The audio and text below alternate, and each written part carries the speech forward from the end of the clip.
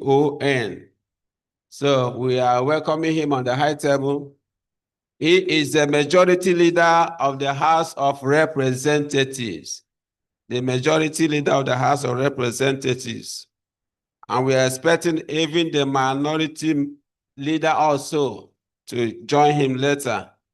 So as they are coming, we'll be introducing them to us. We're also calling on the African Director, Ford Foundation, Dr. Chichi Anagolo. She's going to join us online. And the Executive Director, Global Rights, they are going to join us online. And also, that is a link for those that are not here, they can join us online too. And so, not wasting much of our time, we are going to start immediately by calling for national anthem. Calling for national anthem, while as we will keep introducing as they are coming. The DJ national anthem. Lesbian of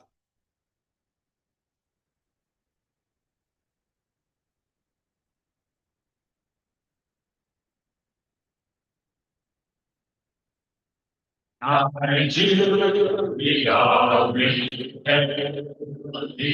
our one given nation.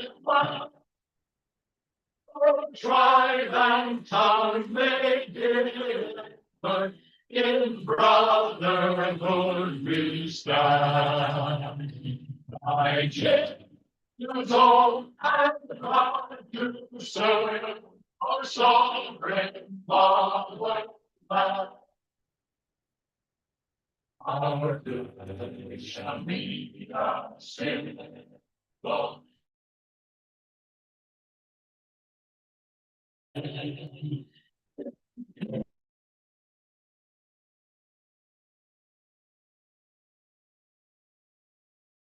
Thanksgiving.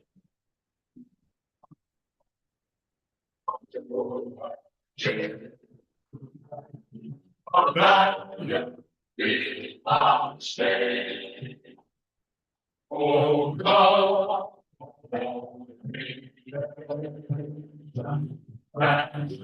someone great, but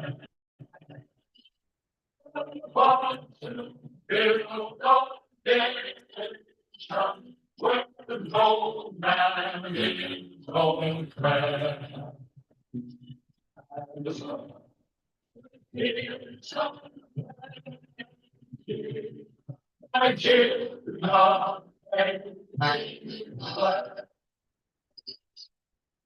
Thank you, everybody. Now, just want to introduce actually the event. This event is called Citizen Roundtable for Southern Zone here in Owerri. This is the third phase of this event. And the aim of this event is just a discussion, a dialogue with the leadership of the House to explain the achievement of the legislature, specifically the House of Representatives, the 10th House of Representatives, heavily led by the Right Honorable Abbas Tajuddin, PhD, GCON, the Speaker, House of Representatives, is heavily represented here by the House Leader of the House of Representatives, seated here in our midst. And so this event is for us to see what they have done for the past 2 years. The House will tell us what they have done for the past 2 years, the achievement, bills, and other law and policies that have made that have affected the lives of Nigerians. And so the first phase was done in June 11, 2025 in Abuja, and was massively attended to. The second phase was done for the northern zone in Zaria, June 30th. That one was also a huge success. And so this dialogue we are here is for the southern zone. Southern zone comprises the 16 states in the south, both southeast, south, and southwest. They all have representatives here. So we are going to give opportunity for each and every one of us to interact with the leadership of the House. And then questions and answers will be attended to. And so we are going to go straight to do a welcome remarks stroke keynote address from the leader who is representing the Speaker of the 10th House of Representatives. Mr. Leader. Okay. Sorry, sir. Good morning, ladies and gentlemen. Welcome to this regional dialogue, regional citizens dialogue with the leadership of the House of Representatives. This is brought to you by the Office of the Speaker of the House of Representatives in partnership with the Ford Foundation and Global Rights. So we are very glad to have all of you here, and we are excited to see everyone seated here. Just to say, what we are doing today is not just another meeting, it's not just another roundtable, just another get-together, it's not a training. This is an interaction. We're creating opportunity for citizens to interact with the leadership of the House of Representatives. And so we have opportunity for everyone to fully ask the burning question that is in their heart when the time comes for that interaction. But just as we start, just to, for the sake of setting protocol again, while we are waiting for order of our dignitaries that are here, but please, I would want us to give a sounding appreciation and welcome to the Speaker of the House of Representatives, Right Honorable Abbas Tajuddin, who is here represented by the House Leader, Honorable Professor Julius Ihonvere. You're welcome, sir. We are so glad to have you. We also have here with us the Alabo, Dr. Mengi James OON. You're welcome, sir. We're glad to have you. Please, let's applaud them. So when the other dignitaries come in, we will acknowledge them and set the protocol in full.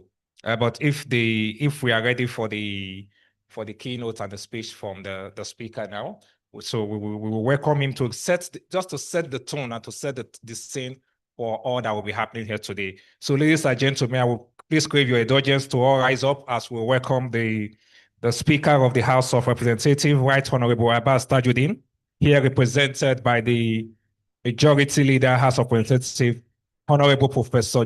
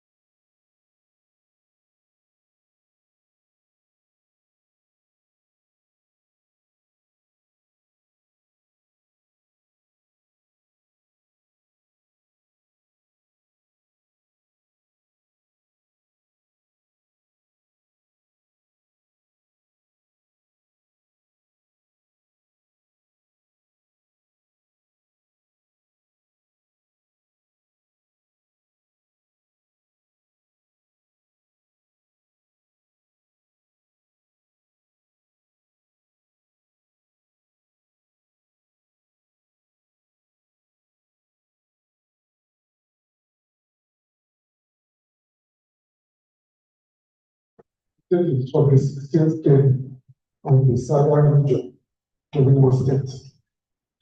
I'm delighted to welcome all of you that have responded to our invitation to be here. We're looking forward to both interaction during this round. The citizens roundtable with leadership. Can you put the picture? His picture. Of a deliberate agenda to involve citizens in the He's activities making of the round. just picture what we need. Is This is picture. the testament to our resolve to engage with the people Hey, can you put the picture on before you connect? and account for our stewardship.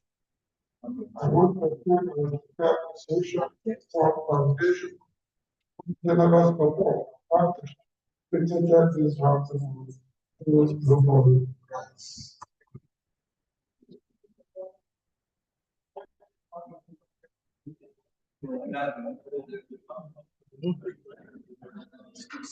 This interactive meeting aligns with the midterm report of the 10th House of Representatives, through which we reflect on our progress and reaffirm our dedication to the priorities of our people and nation over the past 2 years.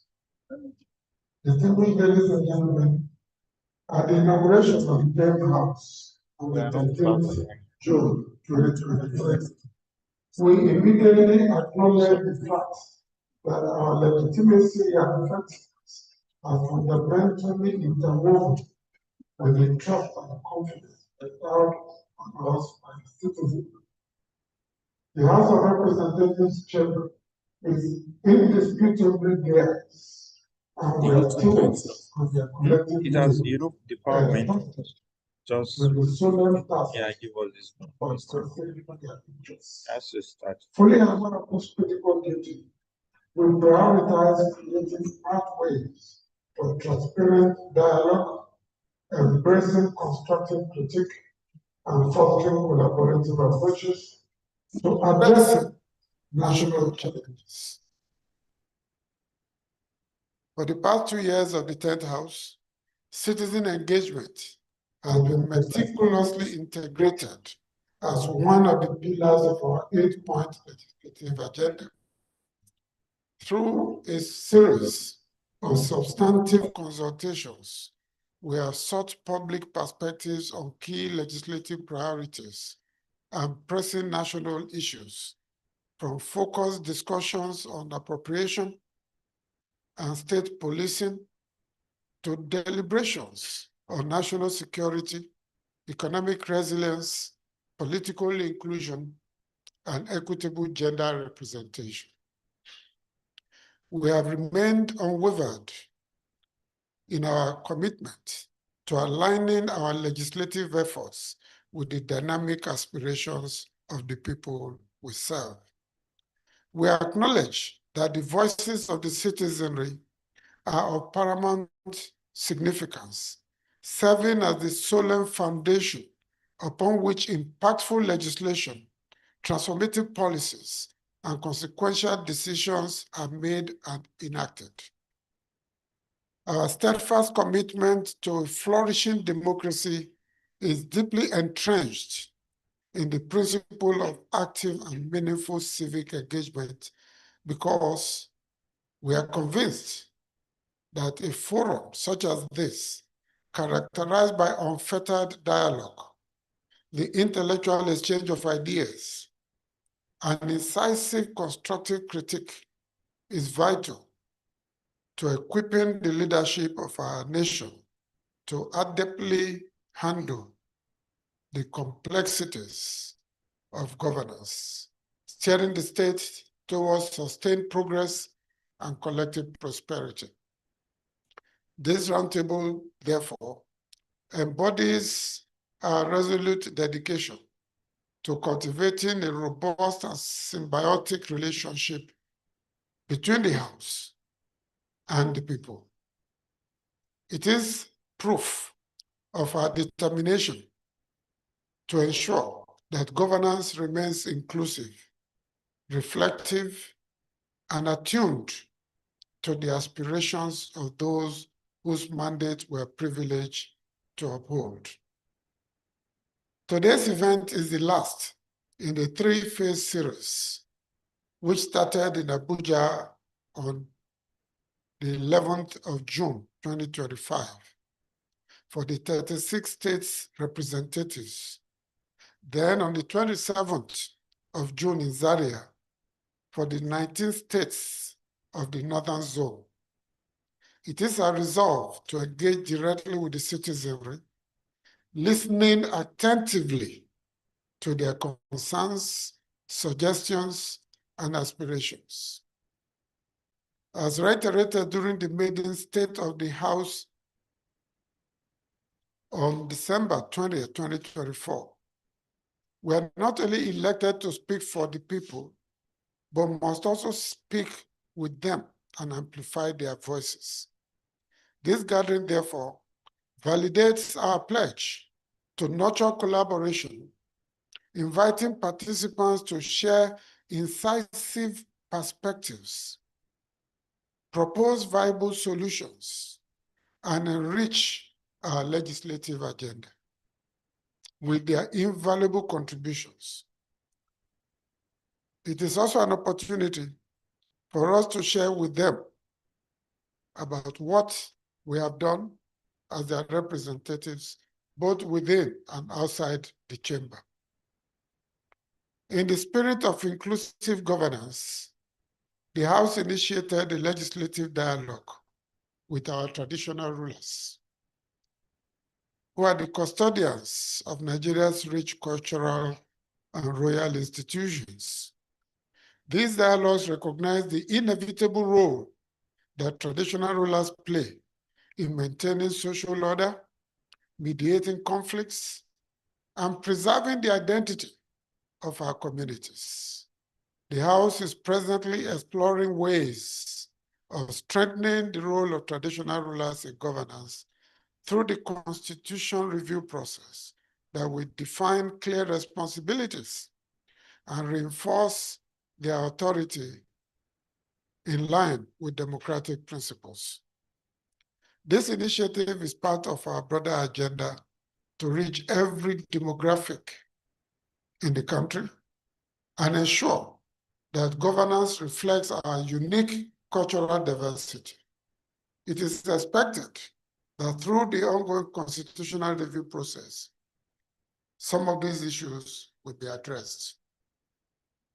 The House remains committed to strengthening local governance structures as a cornerstone of our democratic journey.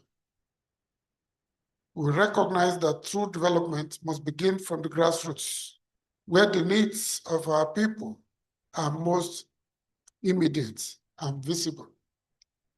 To this end, we are working closely with state houses of assembly and local government councils to ensure the effective devolution of power and resources. Beyond this, the House shall also work with relevant organs of government to guarantee full compliance with the provisions of our Constitution that enshrine devolution of power to the local governments. Our goal is to create a governance framework that is both inclusive and responsive, where communities feel the presence of government in their daily lives. By building stronger local institutions, we are laying the foundation for improved service delivery, deeper civic participation, and a democracy that truly reflects the will and aspirations of the people. Equally important to the House is the future of our young people, who represent both the strength and the promise of our nation. We are determined to expand opportunities that enable them to become active participants in shaping our democracy through programs such as legislative mentorship, leadership training, and skills development, we're equipping the next generation with the knowledge and tools to take up the mantle of leadership. And we also seek to broaden the avenues for civic engagement so that young Nigerians not only witness governance, but contribute directly to its outcomes. In doing so, we're investing in a future where the vibrancy, creativity, and energy of our youth become central to the renewal and resilience of our democratic institutions. The House is vigorously pursuing the passage of the bill on special reserved seats for women, which seeks to amend our constitution to secure greater representation for women in the National Assembly and across state houses of assembly. This initiative is not merely symbolic. It is a deliberate step to deepen inclusiveness, strengthen democratic participation, and harness the proven leadership capacity of women in governance. At present, as at today, only 4 women serve in the Senate out of 109 seats, and 15 women in the House of Representatives out of 360 lawmakers. This represents less than 5% of the total membership, a figure that is far from satisfactory when compared to other legislatures across Africa, which have achieved 50% female representation. I wish to use this medium to appeal to our host governor, all state assembly lawmakers, our revered royal fathers, respected religious leaders, and other critical stakeholders to join in pushing this noble cause to fruition. Countries such as Rwanda, Kenya, and South Africa have already set a shining example by creating room for women's access and voices to be heard at the highest levels of decision-making, and Nigeria must not be left behind. I must take this opportunity to express my profound appreciation to President Bola Ahmed Tinubu, GCFR, for the student loan initiative, which has opened new doors and opportunity for countless students, particularly those from less privileged backgrounds. The program is not only easing the burden of financial hardship, but also giving young people the chance to dream bigger. The forward-looking initiative is a practical step towards addressing regional imbalances and ensuring that every part of Nigeria has the resources and institutional commissions. Hence, every region in the 6 geopolitical zone has a regional development commission today. These commissions represent a renewed hope for infrastructure, economic empowerment, and social development. On this note, I extend my sincere gratitude to my colleagues in the National Assembly, particularly those in the Southern region and their caucus, for their continued support for making today a reality. We also thank the Ford Foundation and Global Rights, the governor and people of Imo State, for their support. We are confident that the Citizens Roundtable will provide us with more incentive and encouragement to work harder. We look forward to a productive and insightful conversation. Thank you for coming, and may God continue to bless the Federal Republic of Nigeria. Thank you. Thank you so much, Prof. Julius, Commander of the Order of Niger, Majority Leader, House of Representatives, who's representing Honorable Abbas Tajuddin, the Speaker of House of Representatives of the Federal Republic of Nigeria. Prof, it seems we are sharing the same problem. This table is also on my waist. So what do we do about it? Permit me to welcome Honorable Afami Funao, the Chairman, House of Committee on Renewable Energy. Your hand of applause, please. Welcome, sir. Also in the House is Honorable Chenao Konko, the Deputy Chairman, House Committee on NAFDAC. You're welcome, sir. Are we feeling cold? Can we clap our hands for this young man? Yes. Thank you. So next is we'll be taking a little keynote from them. Let's play the video. Okay, on the agenda, follow me through the agenda. The item on 12:45 to 12:50, we have the National and the Northern Citizens Roundtable recap video. That's what we want to have now. Thank you. Thank you.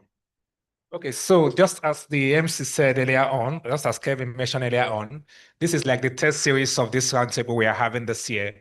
The first episode happened in Abuja in June, right? And then the second one happened in Kaduna for the northern region. The first one was for the national one, and the Kaduna one was in July. And so this is the third one for the south region. And so a video has been put together that just summarizes the interaction that happened at the first episode in Abuja and the second episode that happened in Kaduna. And so the IT, if we are ready now, please, let's get the video rolling, just to have a feel of what happened in Abuja and Kaduna as we prepare to get into, I'm so sorry, there was supposed to be a screen at the back here for people at the front to view, but IT, are we good to go? Okay, so why they prepare the video, why the IT set the video, I think we'll just take a couple of the goodwill messages and then why they they get the video prepared. So want to take some of the goodwill?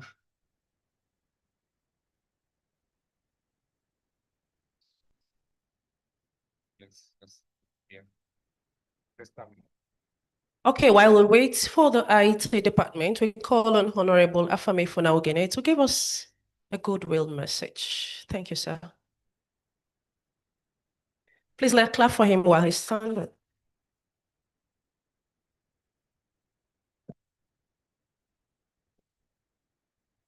Well, the Speaker of the 10th House of Representatives, the Right Honorable Abbas Tajuddin, PhD, GCON, here ably represented by our leader, the Right Honorable Professor Julius Ihonvere, my dear colleague, Honorable Chena Harris Okonkwo, other members of the High Table, the organizers, ladies and gentlemen, I think it's still morning, a very good morning. Ordinarily, I know that amongst the disciples, if Apostle Paul finishes giving an address, I don't know which other apostle will be allowed to talk. So I don't know why the compare is trying to set me up to speak after the speaker and the majority leader has spoken. But maybe because I am from the Southeast and one of the hosts for this event, they will pardon my coming out to say welcome. So ideally, my goodwill message would be to welcome the Right Honorable Speaker here ably represented, and everybody who is participating at this event, because as you've been told, this is the Southern Regional edition of this citizens engagement. The national one has held, and then the northern version. We are rounding it up with this event taking place here in this hall. Well, for me, some of the takeaways from this engagement has already been outlined.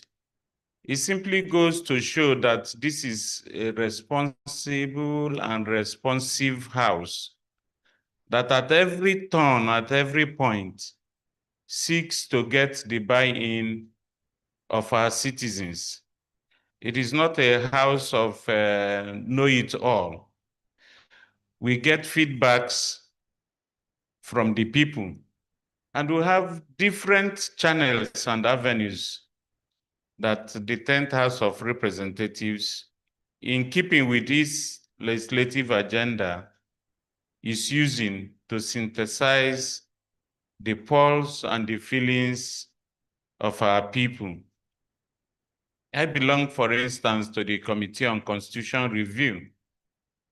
And I know that besides debating all the bills that we are referred to the committee in session, we have also taken these proposals down to the people.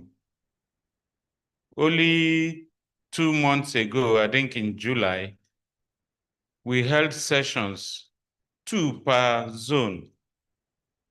And every member of the Constitution Review Committee was mandated to attend at least one of those sessions in the North and one in the South. And at these engagements, the one for the Southeast, I know held in this Eastern Heartland in Owerri, and the other leg held in Enugu, our regional capital. Ditto other zones, the South-South, the Southwest, and the 3 other zones of the North. And at each of these fora, all the issues on the table for constitutional amendment was put across, and we got input, memoranda from different individuals and groups. So as we look forward to our resumption, the committee is going to look at all these inputs that we have gathered, preparatory to submitting a clean copy of the constitutional amendment bill by December 2025, as promised by the chair of the Constitutional Amendment Committee. By the way, our leader, the majority leader, is co-chair of that same committee. And so I want to thank you for finding time to attend this session and to urge each and every one of us to try to put across whatever you think that the House should look at. It's a people's house. And so whatever is your problem is something that we should take back and put forward before a congregation of Nigerians, which is actually what the National Assembly is all about. On this note, I wish to thank the organizers and to bid us welcome to this event. Thank you so much. Thank you. Thank you very much, Honorable Afam. Okay, ladies and gentlemen, at this point, we will take an opening remarks from Lubo Rights, who is actually supporting this event today. When the director of Ford Foundation is able to join us, they will hear from her as well. But welcome the executive director of Global Rights, Ms. Abiodun Bayero, who is actually joining us online to give the opening remarks. She couldn't make the trip because she's presently out of the country. And so, IT, can we have Abiodun up so she can give her remark?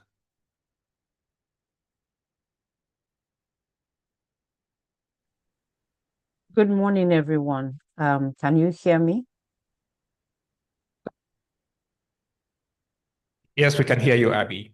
We're just All right, trying to thank see you. your face. My video is on. Well, good Okay, morning, we can see you now, everyone. Abby. Okay, thank you. Good morning, everyone, and thank you so much for joining us today. It's regrettable that I am unable to join the meeting physically today, but it doesn't take away the passion I feel and the pride I feel that the 10th House is taking this step to deepen Nigeria's democracy. As you know, our Constitution rightly says, rightly vests power in the people of Nigeria, from which the Constitution itself derives its powers. And it says that the people of Nigeria should participate in their own governance. And that is why we have elected people. Democracy does not end on election day. Democracy begins on election day and it follows through everyday life of Nigerians, whether it is in our representation at the National Assembly or the work in which the executive does. We must have a voice. Where our voice is absent, then democracy is absent. Forgive me, again, I started without acknowledging existing protocol. I particularly would like to acknowledge Professor Julius, the Honorable Professor Julius Ahangare, who excellently has stated the agenda of the 10th Assembly and the passion with which they continue to engage with the public. Power of the National Assembly, of the House of Representatives, of the Senate, and even at the state level still lies in the Nigerian people. These are our own people who represent us in Abuja, who represent us at the state level, who carry our agenda to the National Assembly. If we cannot speak with them, if we cannot engage with them, if we cannot say what we desire as a people and ask pertinent questions, then our democracy is deficient. It is in ensuring that we do not have a deficient democracy and ensuring that the voice of the people are heard, even if it is through organized civil society, that this is a beginning and not an end in itself, the beginning of a process of ensuring that the will and the aspiration of the Nigerian people are carried out at the National Assembly level. Let us remember where we're coming from. A 200-year history of repression, whether it is by colonial rule or then later by military rule, and a lot of times by even despotic civilian rule, that we have not had it good as Nigerians in being in charge of our own government. But that is beginning to change, even if we're taking baby steps towards those changes. We're grateful again to our partner, Ford Foundation, who continues to support our quest for a place or a Nigeria where peace and justice reigns, where the children of the woman who sells ukpa in the corner street have an equal opportunity with the children of the president and of senators, a Nigeria where everyone has a fair chance of being heard, of being seen, and of whose aspiration, our joint aspiration, is fulfilled. I will ask this meeting today that we all pause and ask ourselves, what is the Nigeria of our dreams? What do we really want? And as we think and we reflect on these questions, let us then engage those we have sent to represent us to say, these are the things that we desire. This is the direction we would like to go as a people. Will you lead us there? And that is what will determine if they will get a second chance, a third chance, a fourth chance at continuing to lead us, to continue to implement our vision as a people. But where there is no vision, let us remember the saying that without vision, a people perish. I invite us to all begin to have a vision of the Nigeria of our dreams, the Nigeria that we, the people, want, and begin to walk towards it. Let me thank you for making the time to make this meeting today. For those who have come outside of Owerri to this meeting today, taking that long journey, leaving behind work, family, and friends just to attend this conference, I thank you specially.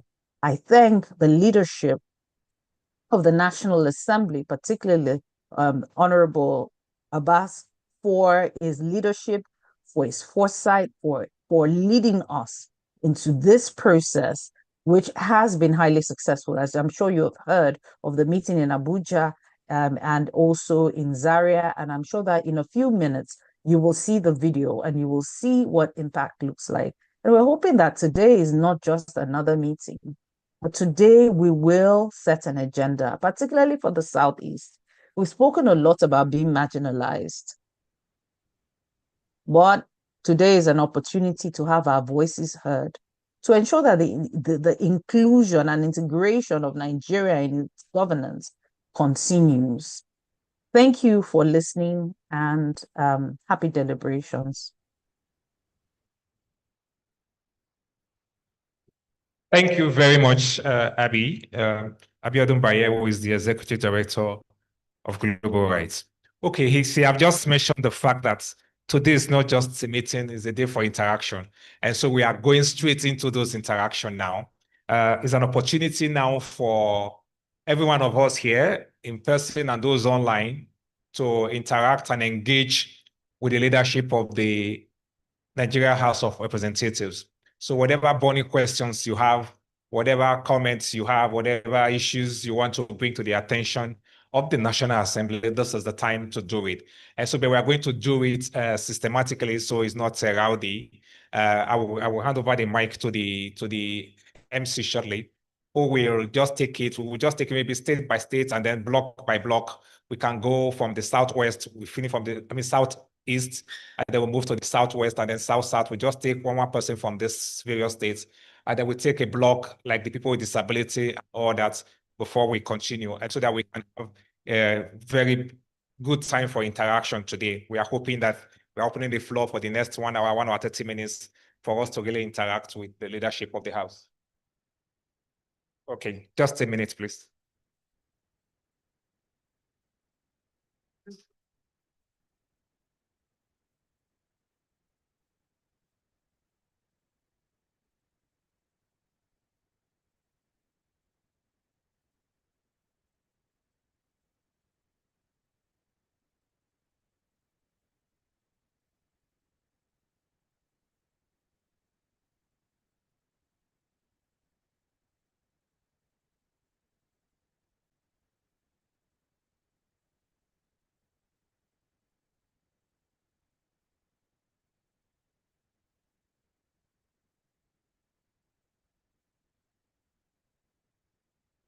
All right, thank you very much. So as I was saying, we are going to do it in the orderly manner. The MC will be directing us how we'll be taking the questions from the people. But as I said earlier on, this is an interaction with the Nigeria House of Representatives, which in extension is the National Assembly. And of course, we know the role of the National Assembly, right? Which is making laws for the betterment of the country. And so those questions, those issues, you thought National Assembly should be taking lead in this. National Assembly should ensure this, or even as part of their oversight, they should do this. As part of putting in the best laws, they should do this. So those questions you have, it will be the time for us to bring it out and have this interaction with the leadership of the House of Representatives. And so, Julian, so maybe you just rattle through the states first, and then we start going from state to state to take. I will be in the crowd to pass the mic to anyone that wants to speak. Thank you. Thank you so much, Mr. Edusa. I hope you're praying along with me that the slide doesn't go off while I'm with the mic. Permit me to use our local dialect. Asị na mmadụ bịa Imo steeti chọọ ịfụ ndị Imo, si mba atọ banye mba anọ, si mba anọ banye mba ise, si mba ise banye mba itoolu, ọ sị na ya afụbeghị ndị Imo. Ka ife ọ na-achọzi? Anyị ajụkwa ya ife ọ na-achọ o.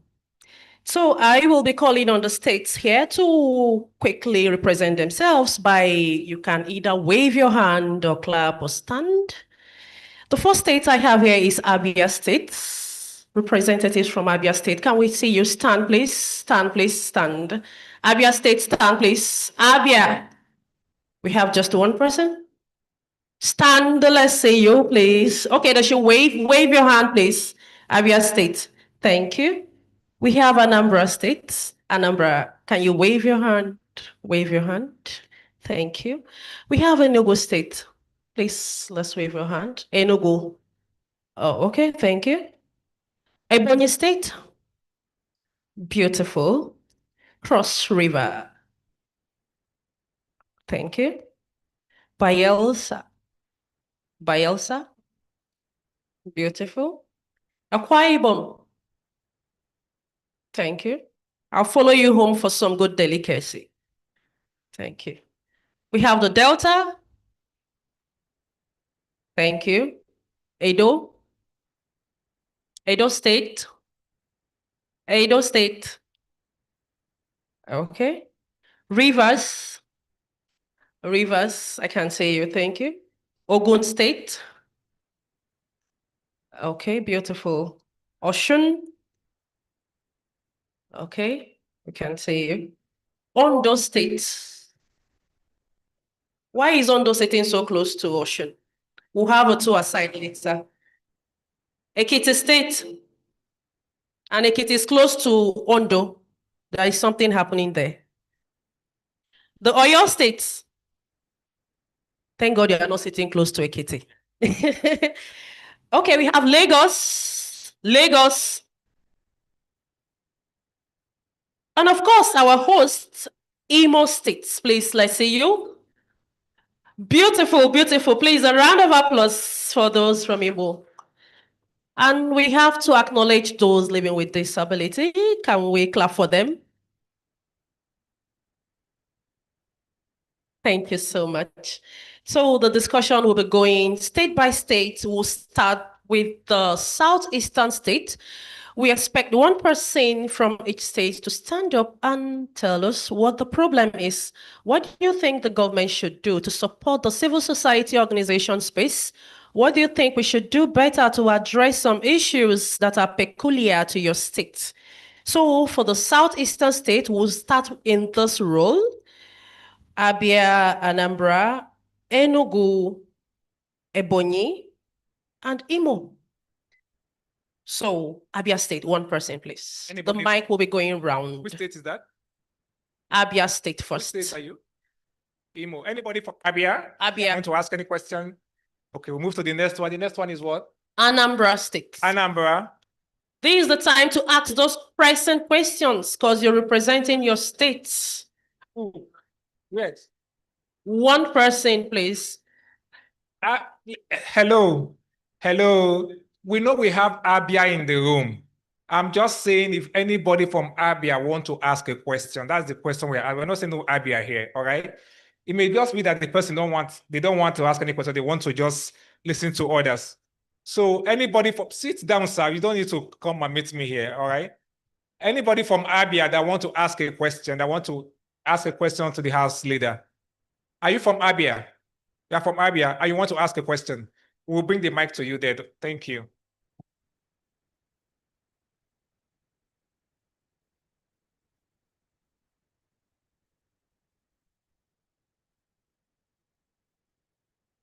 Thank you very much. My name is Right Honorable Kachima Dukego, and I am the Speaker, Youth Assembly of Nigeria, Abia State Chapter. I want to talk about the challenges we face in our state.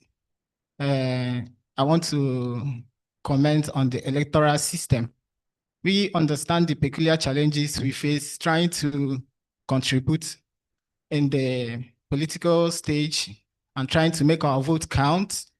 And I want to give emphasis in the last election which we had. It was difficult for us to actually get account of all the votes which we are, given out by the number of youth in our state. And I want to know what are the modalities that in the next election that our votes will count, and who will allow the youth also to handle some relevant political positions, both at the state and at the national level. Thank you very much. We'll take the Southeast block first before we go to the next one. Anambra. Anybody from Anambra want to ask a question? Okay, what's the next state we have there? Enugu. We are going state by state, sir. Enugu. You are Enugu, sir. Enugu.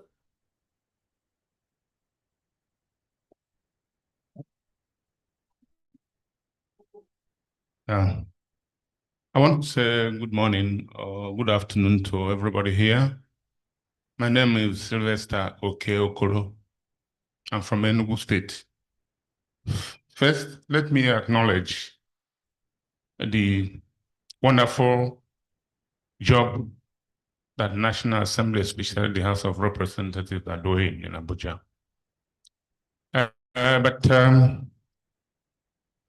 I would like to ask this question, very important question. We've had series of constitutional review committees that came and gone without any good result, to the best of my knowledge. Are we sure, sir? I'm directing this question to the leader of the House of Representatives, the majority leader this time. The masses are getting confused and tired of policies of government. Most times you just hear or read about them on newspapers or see them on television without even coming to pass. That's my number one question. The second question is that we talk about security problem in every part of Nigeria today. The people at the grassroots are abandoned because the local government areas are not functional. The Supreme Court gave a wonderful judgment. Up to today, we are still waiting for actualization of that dream of people in the rural communities. When it comes to security, they are abandoned. It's not in every community that we have police. If the council chairman and the various local government are empowered to have their location, to function as an independent organ of government, I think we'll be better off. Let me stop here because there are other people from Enugu State. Thank you very much. So just to make it, thank you, sir. What we are doing, we are taking one per state for the first round, all right? So we can cover the whole state, then we'll come again and take a second, all right? So what's the next one after? Ebonyi State. Ebonyi. We have some. Okay. We'll come back. Thank you very much. My name is Honorable David Odesido from Ebonyi State. The leader, sir. Actually, I want to know what, because coming to Southeast here, most of our people here are purely farmers. We're talking about how we'll be transporting our goods from our rural areas and states to outside the states. I don't know what the House is talking about, saying about the issue of connecting the Southeast to the rail line to enable our people be able to move their products, their goods, and even bring goods to our own zone. Thank you. Thank you. Just before we move to the next region, I just noticed everyone that have asked questions were actually men. So there's any woman from the Southeast that has a question before we move to the Southwest? Any woman from the Southeast has a question they want to ask? A woman, okay. Which state are you from? Imo State. All right. So she will be the one to ask for the state then, because Imo has not asked. Good morning, everyone. My name is Emu Chilamgos Time, Secretary, Women with Disability, Imo State. My question is this. I want to know the effect of any person with disability after active service, because in the Prohibition Law 2018, there's no provision for that. Our able counterparts after service, most of them will jump from one corner to another in order to make their ends meet. But persons with disability they are no longer active to jump up and down in order to make their ends meet. So therefore, what is the fate of any person living with disability after active service? Thank you and God bless you. Thank you. So if you don't mind, we just take the 4 block. Okay, thank you. So Cross River, right? So Cross River. Okay, all right.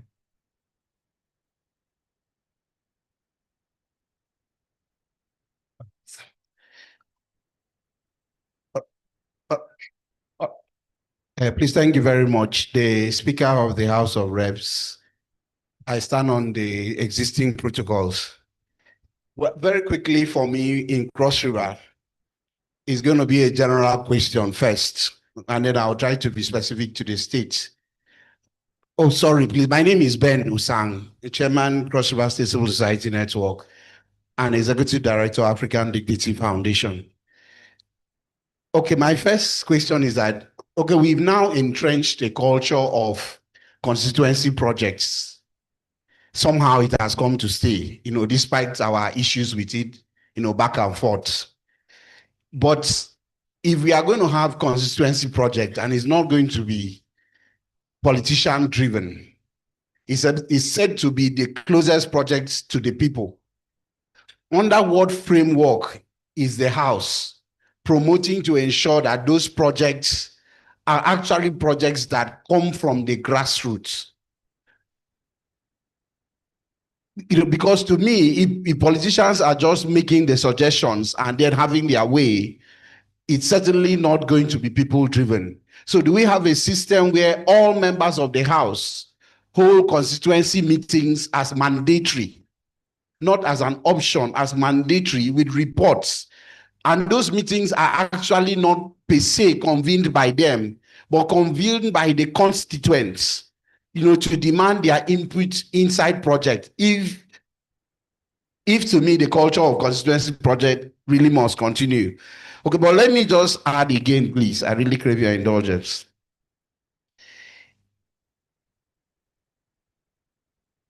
Okay, what projects can we really say exist in our constituency, sponsored by the House, to really address the issue of poverty?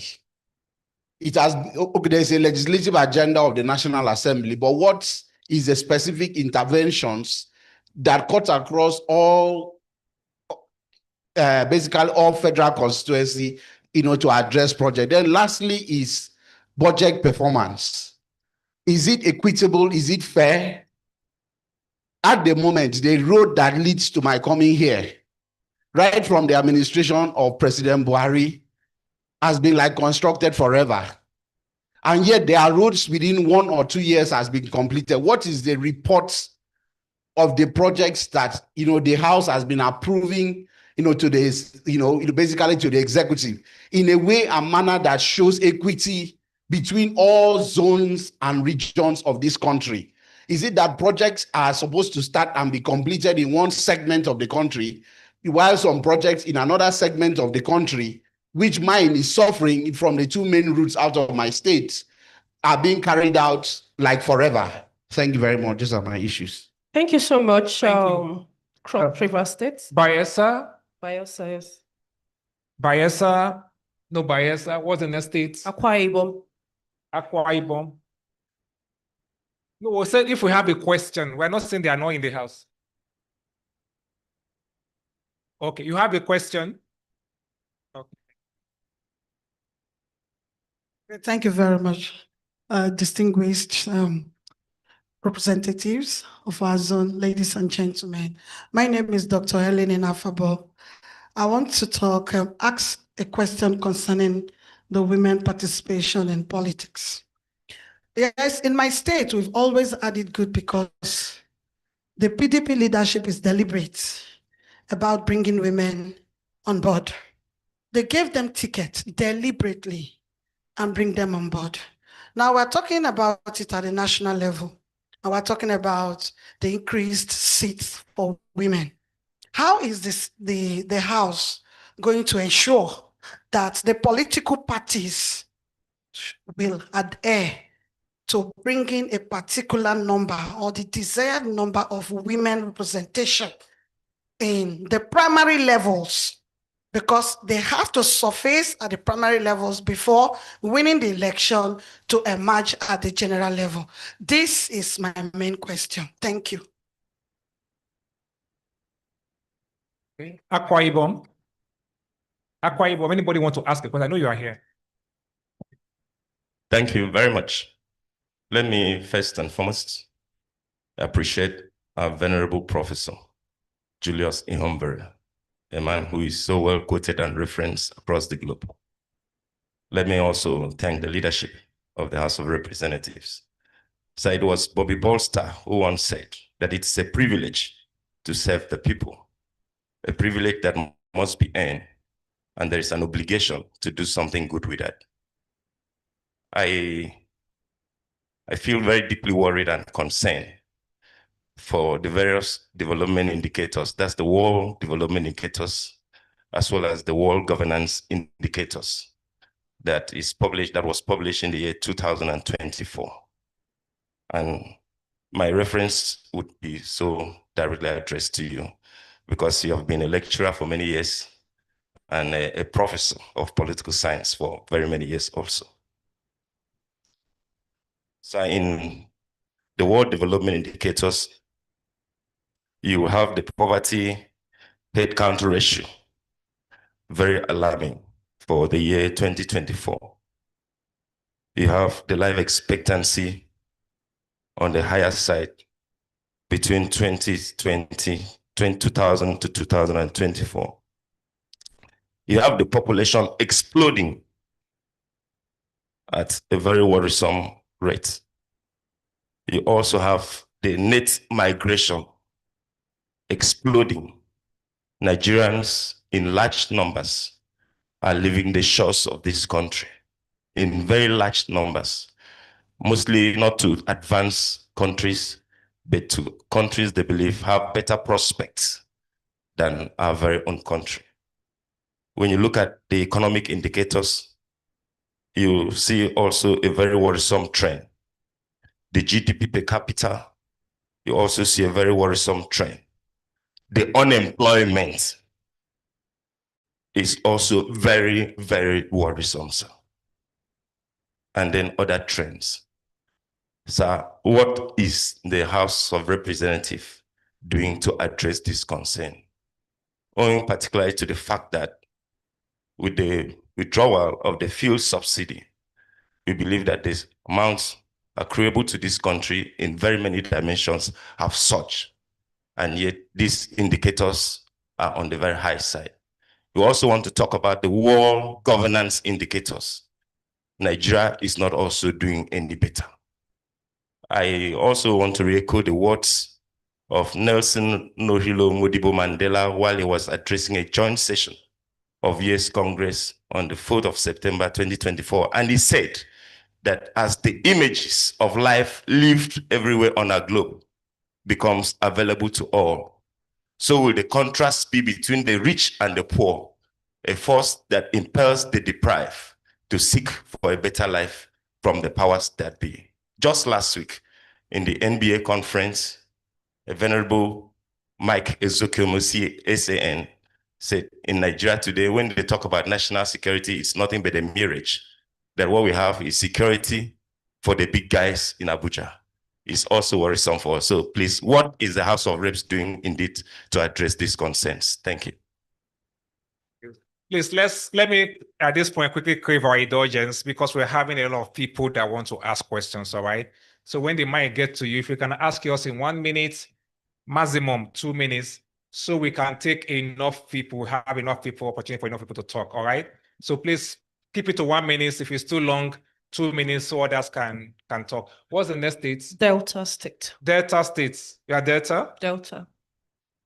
Okay.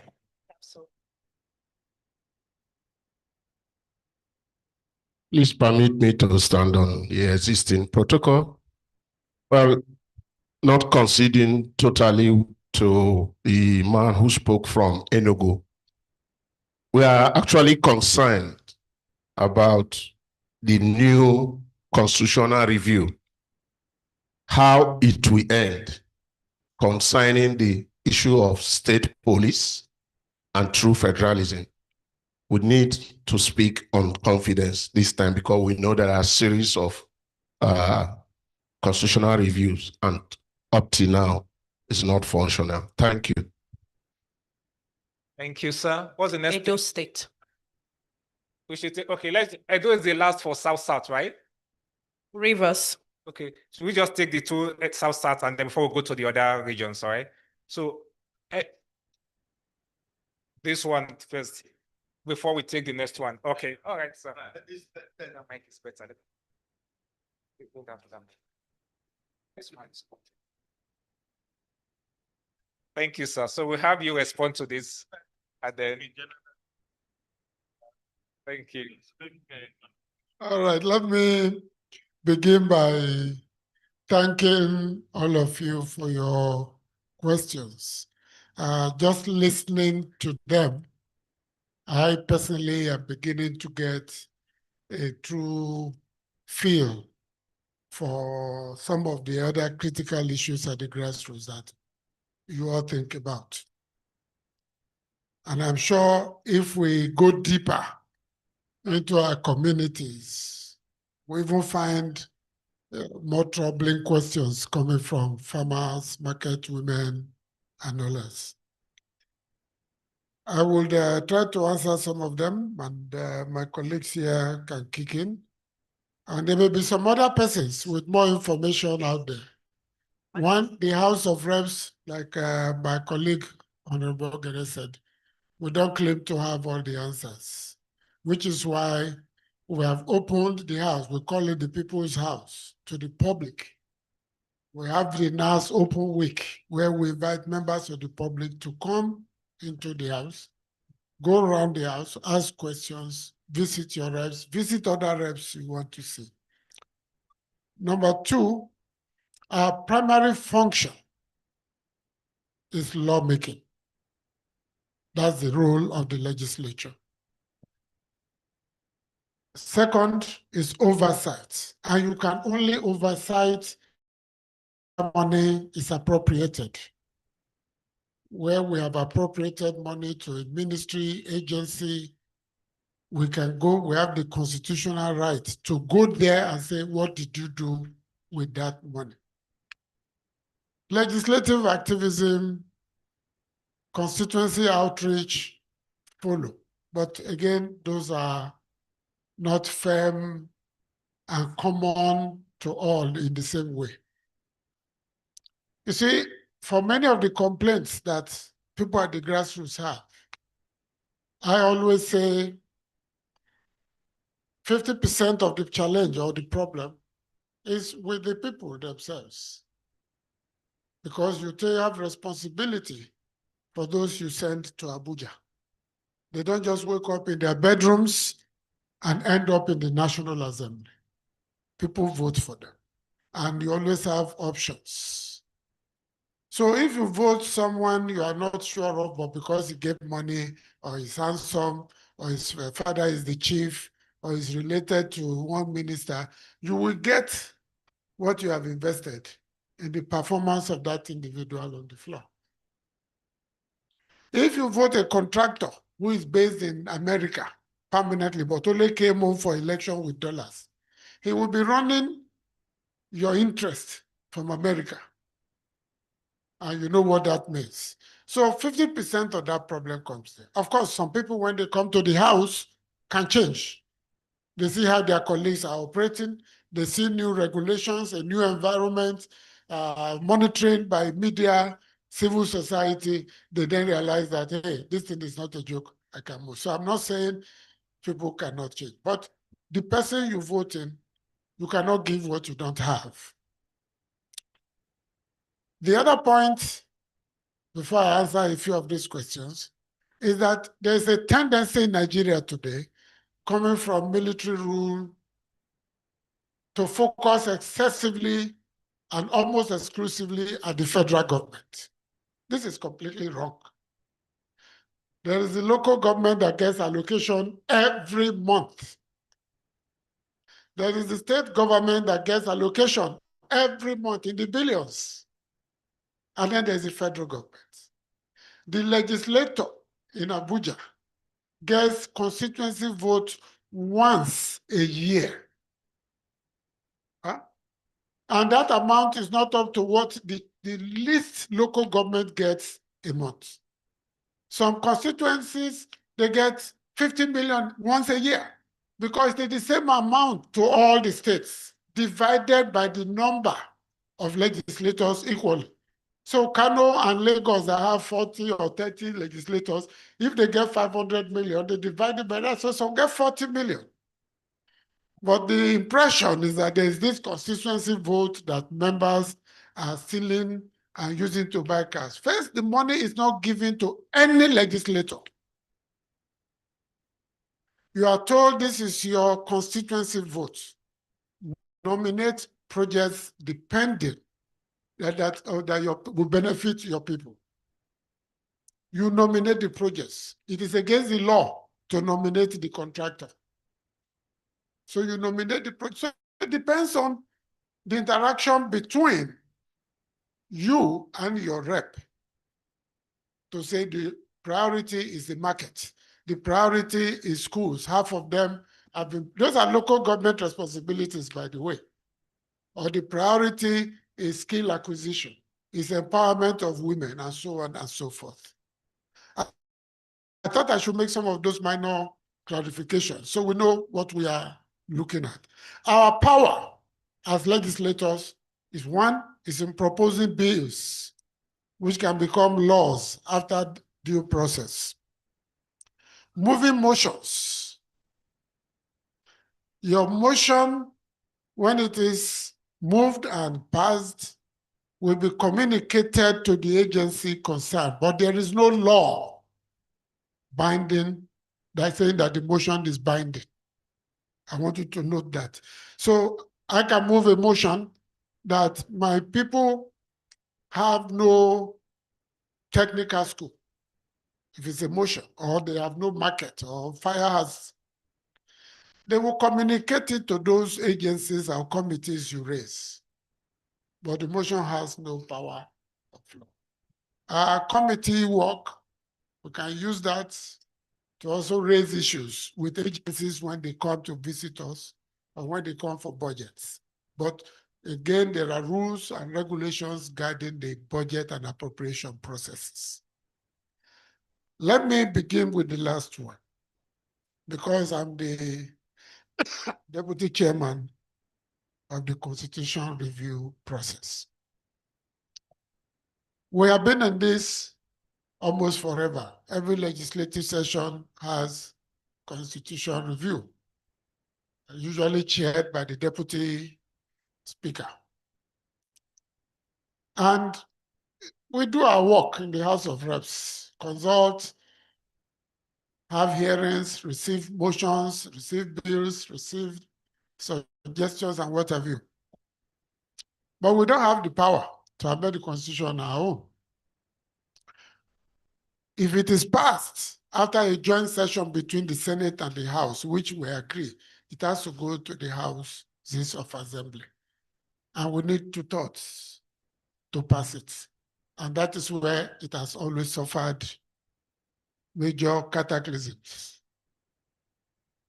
because of the structure and balances of power at the state and local levels.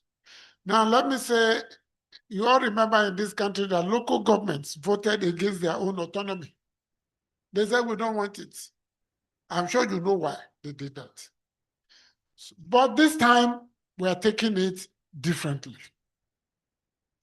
Under the leadership of Tajuddin Abbas and Benjamin Okezekalu, we realize that the main challenge is not with us in the House.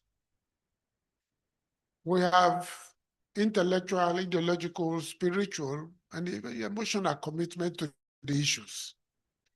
So we decided that from day one to carry the state houses of assembly along with us, so that when the document gets to them, it will not be new.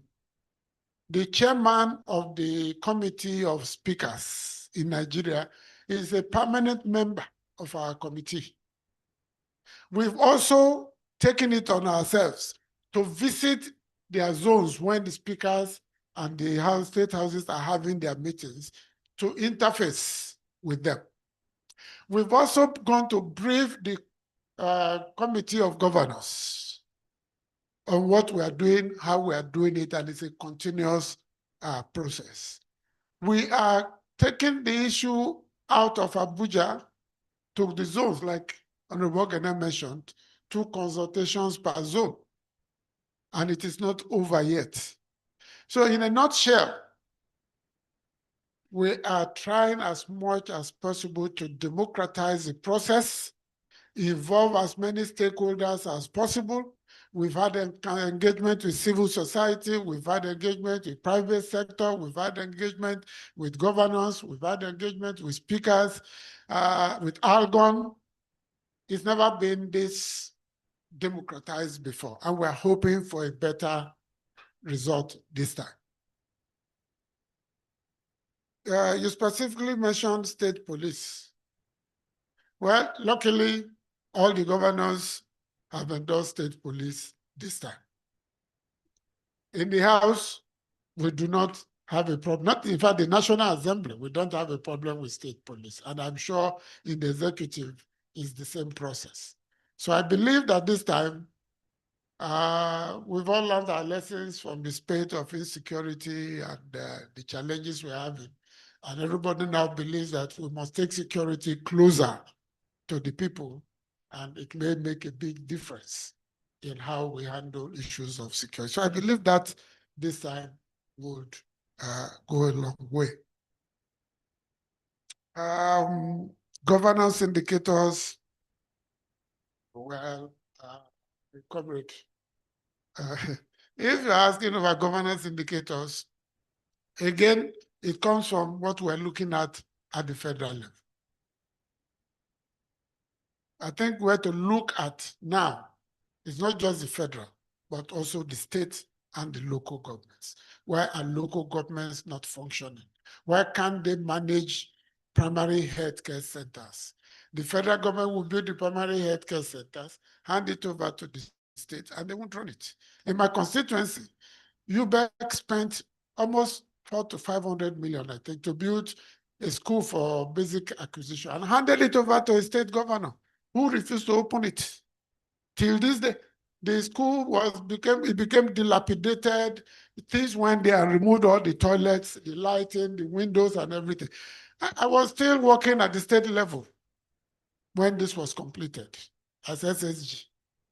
That governor didn't touch the place. Now, do you blame the federal government for that? In Kogi, they built a federal government girls' school. The governor refused to open it, that he has no money to pay the teachers. They built and handed over. But we in the House have recommended to agencies now that before you build such facilities, reach a written understanding with the governor. After you finish and hand over, if he does not open it within 6 months, you have a right to do what you want to do with that. You can even sell it to a private institution to run a school with it. You can turn it into something else for the federal government.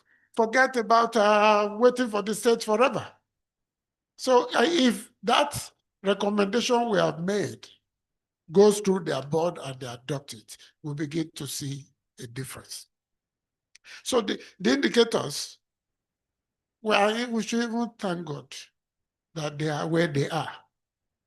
Because with the state of disruptions, distractions, insecurity, and corruption and waste and mismanagement and rascality at every level of power in this country, that our indicators are reading what they are reading, is almost like Babangida said, a miracle. But the problem is for all Nigerians. It's not just listeners. We shield our own people who are corrupt, that we know are corrupt. We give them titles. Even when they have looted the money meant to make roads, to provide water, to build schools, to furnish clinics, to provide scholarships to people. We hail them. We call them Odogu. And so until this changes, I don't know where the change will come from now.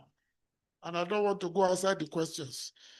Because the civil society we used to hope on has become largely routinized and bureaucratized. And they are all now Labangos and Abangos, Lagos-based NGOs and Abuja-based NGOs. In my own local government, only one NGO is there working on HIV/AIDS, and nobody's funding her because she doesn't have national image. I have to put her in my budget, the agency in my budget. And the money has not reached there because of funding. So it's a complex web of contradictions where no Nigerian can extricate himself and say, my hand no day. We are all involved. And until we collectively agree to begin to work towards change, it cannot work. I'll take 2 more and then let my colleagues. Budget performance.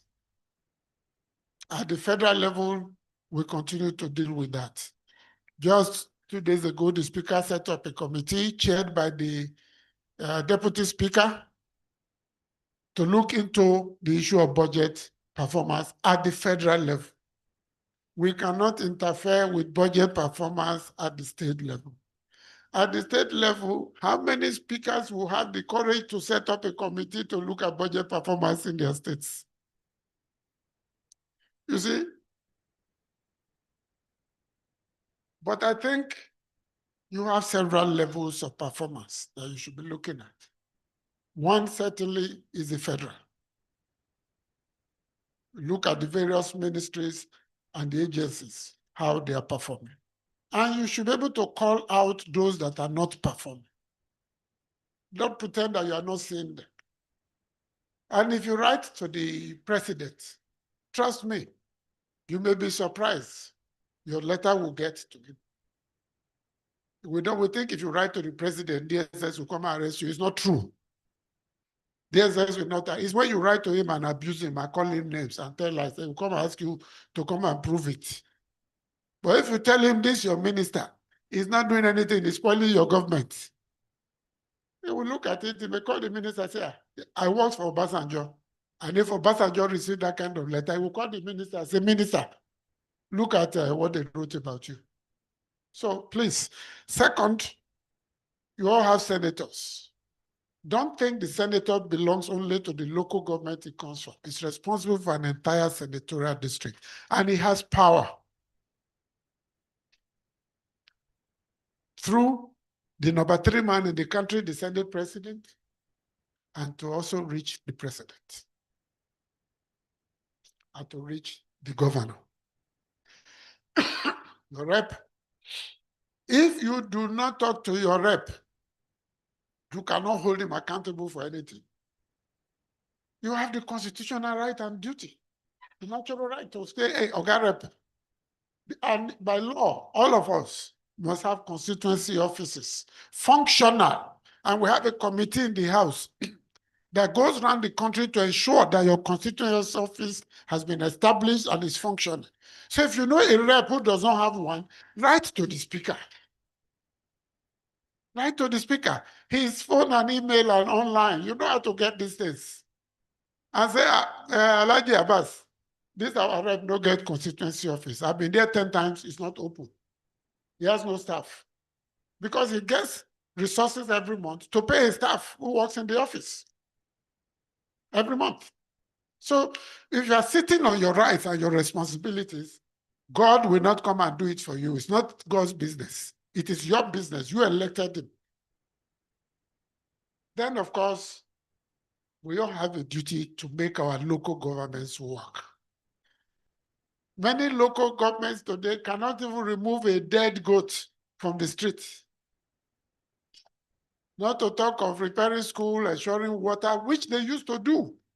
The whole essence of the 1976 local government reform by Obasanjo was that when people like Ogene and Okoko and others leave office, they have seen money, they have seen power, they have seen opportunity. They can go and become local government chairmen or even councillors.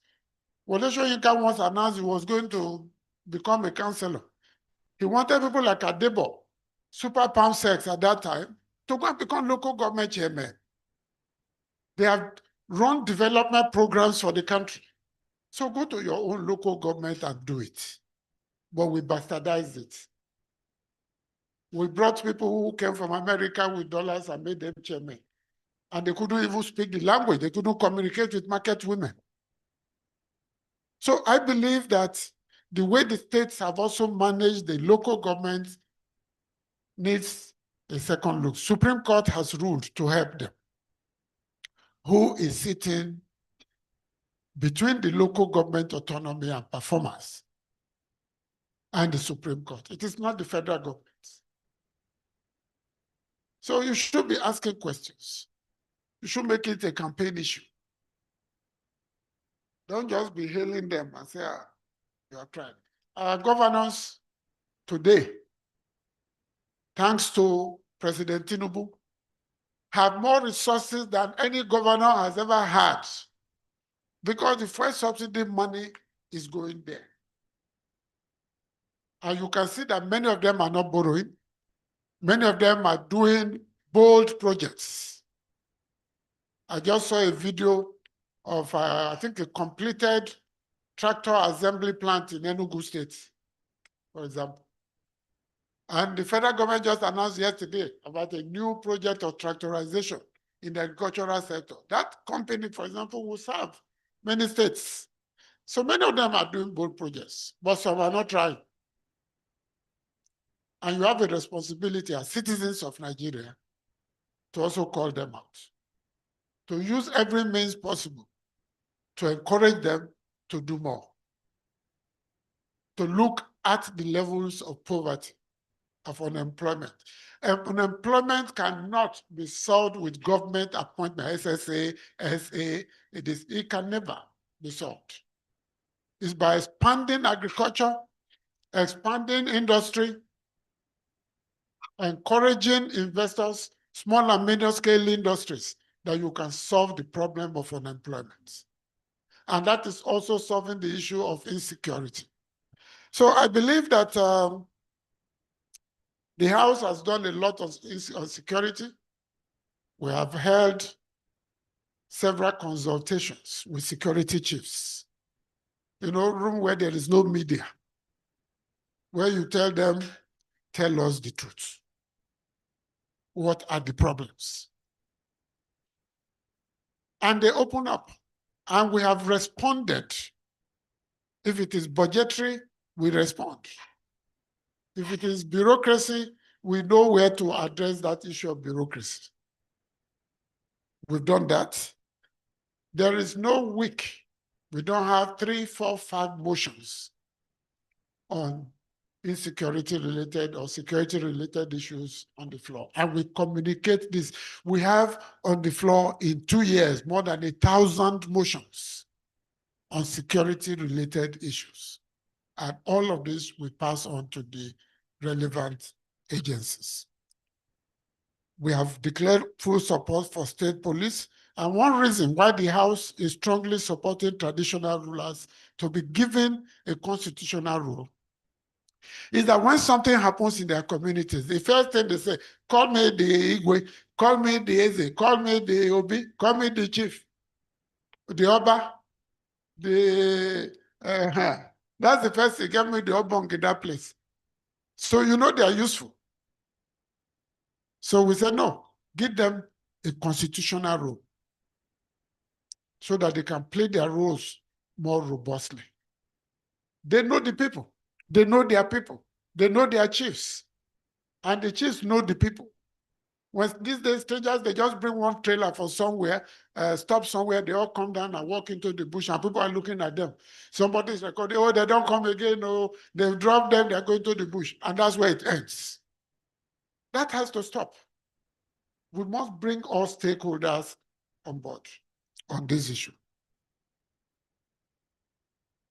Now, finally, I think I've dealt with the issue of constituency projects. Well, the meetings, we are supposed to interface with our constituencies as regularly as possible. At times, for some people, it's difficult. All constituencies are not the same. Me, I'm from Edo. To go to my constituency, security, I must vote 1 million or more. If my salary is 628,000, it is not enough to buy diesel for 1 month in my house. So it means you have to plan it properly. Because I can fly to Benin, but I can't carry 6 policemen from Abuja on the flight with the cost of airfare, carry my maid, my cook, my cleaner, my PA, my SLA. So they have to go by road. So you have to put 3 vehicles on the road. Try fueling 3 vehicles to Benin to come and pick me up. Then the Benin Auchi Uzeba Road It's a kidnapper's den. If they catch me, nobody will contribute 10,000 naira. So I'm not going to risk my life because I want to go and talk to my people. But I have a very rich and robust constituency office.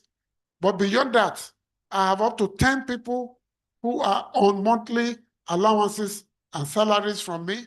And I have another 110 people I pay every month, which include ward chairmen, to make them get involved in what we are doing. So work goes on regularly, but it's not that I don't go, but not as frequently as I wanted to. If my office is in Calabar, hey, they will tire. They will say, you two, they come home, stay for Abuja, or it's in Benin City. What does it cost? You just fly into Benin. A governor of my state demolished my house that I built because I moved a motion that he should swear in House of Assembly members. So I have to put hotel bill into my calculation. Then if you are from the Northeast, parts of the Northwest, or you are from Benue, you will be committing suicide to just carry your vehicles on the road every weekend that you are going to the constituency. We just visited the national chairman of APC. His mother was killed in Benue. That's the national chairman of the party. So I want you to understand, there are many ways you can communicate with your constituents, and everybody, if you're hiding your phone, if you have your SLAs, your PAs, their numbers are open to people, people who know how to call you. You don't need to teach them that, So I want to just say that in terms of meetings, many constituencies, they're having regular, robust meetings. Some not as frequently because of the logistical implications, but if not at all, talk to your rep, write him, collect signature. I'm teaching you how to fight my police. Collect signature from chiefs, from youth leaders, and send to him that we are not happy. For 6 months, we never see you, particularly if it's not in leadership, which means that if you're in leadership, you don't have holiday. You keep going left, right, and center. Write it. He will respond, I can assure you. But write to the speaker, tell him you have not seen your rep in 1 year. Speaker will call him and say, your people say they have not seen you. What is the problem? Yes.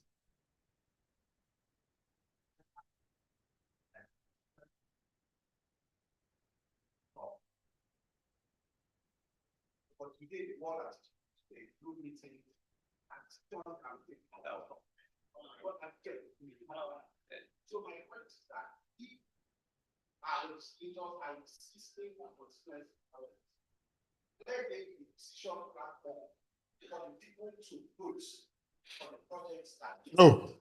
First of all, when you elect somebody, democracy, when we move from the state of nature to governance, if you read Hobbes, Locke and others, you give some of your rights and privileges to the person you have elected. You've entrusted him to speak for you, to think for you, to act for you, to represent you, to get the dividends and bring on. Is he a fool? He doesn't know what is going on. He didn't campaign. He didn't go on bad roads. He didn't know where there's no water. Don't micromanage him. Let him do his work. You have a House of Assembly. You have a local government chairman. I have 3 WhatsApp groups because one can only take so many. So when it is filled, on one federal constituency 1, on one federal constituency 2, on one federal, but 70% of the people in my constituency use touchlight phone. They are not on WhatsApp. And 40 to 50% of those on WhatsApp are in Lagos, Abuja, Benin, and other places. I know this, I know them. So there has to be many other ways. You must try to come home and consult. But you have people who work for you. They can also consult. I'm not saying you should not consult, but don't micromanage the rep to the point where you want to turn me into your houseboy. It's not your houseboy, it's your representative. Give him the benefit of the doubt that he campaigned. And if he's not doing those things, you list those things and use it to campaign. You take tickets and campaign against him in the next election. I've been hoping Papa get the seat. And he wants to win election. The only way he can win election is by performing, by communicating with the people, by opening up to the people. Yeah, many of us, you see us here, you won't believe it. If you pay JAMB form, NECO form, And WAEC form, you will know what pepper is because WAEC and NECO are not cheap. JAMB is the cheapest. You can pay 100 NECO WAEC form, JAMB form. You can't pay 100 WAEC form. It will eat your salary for 4 months or more.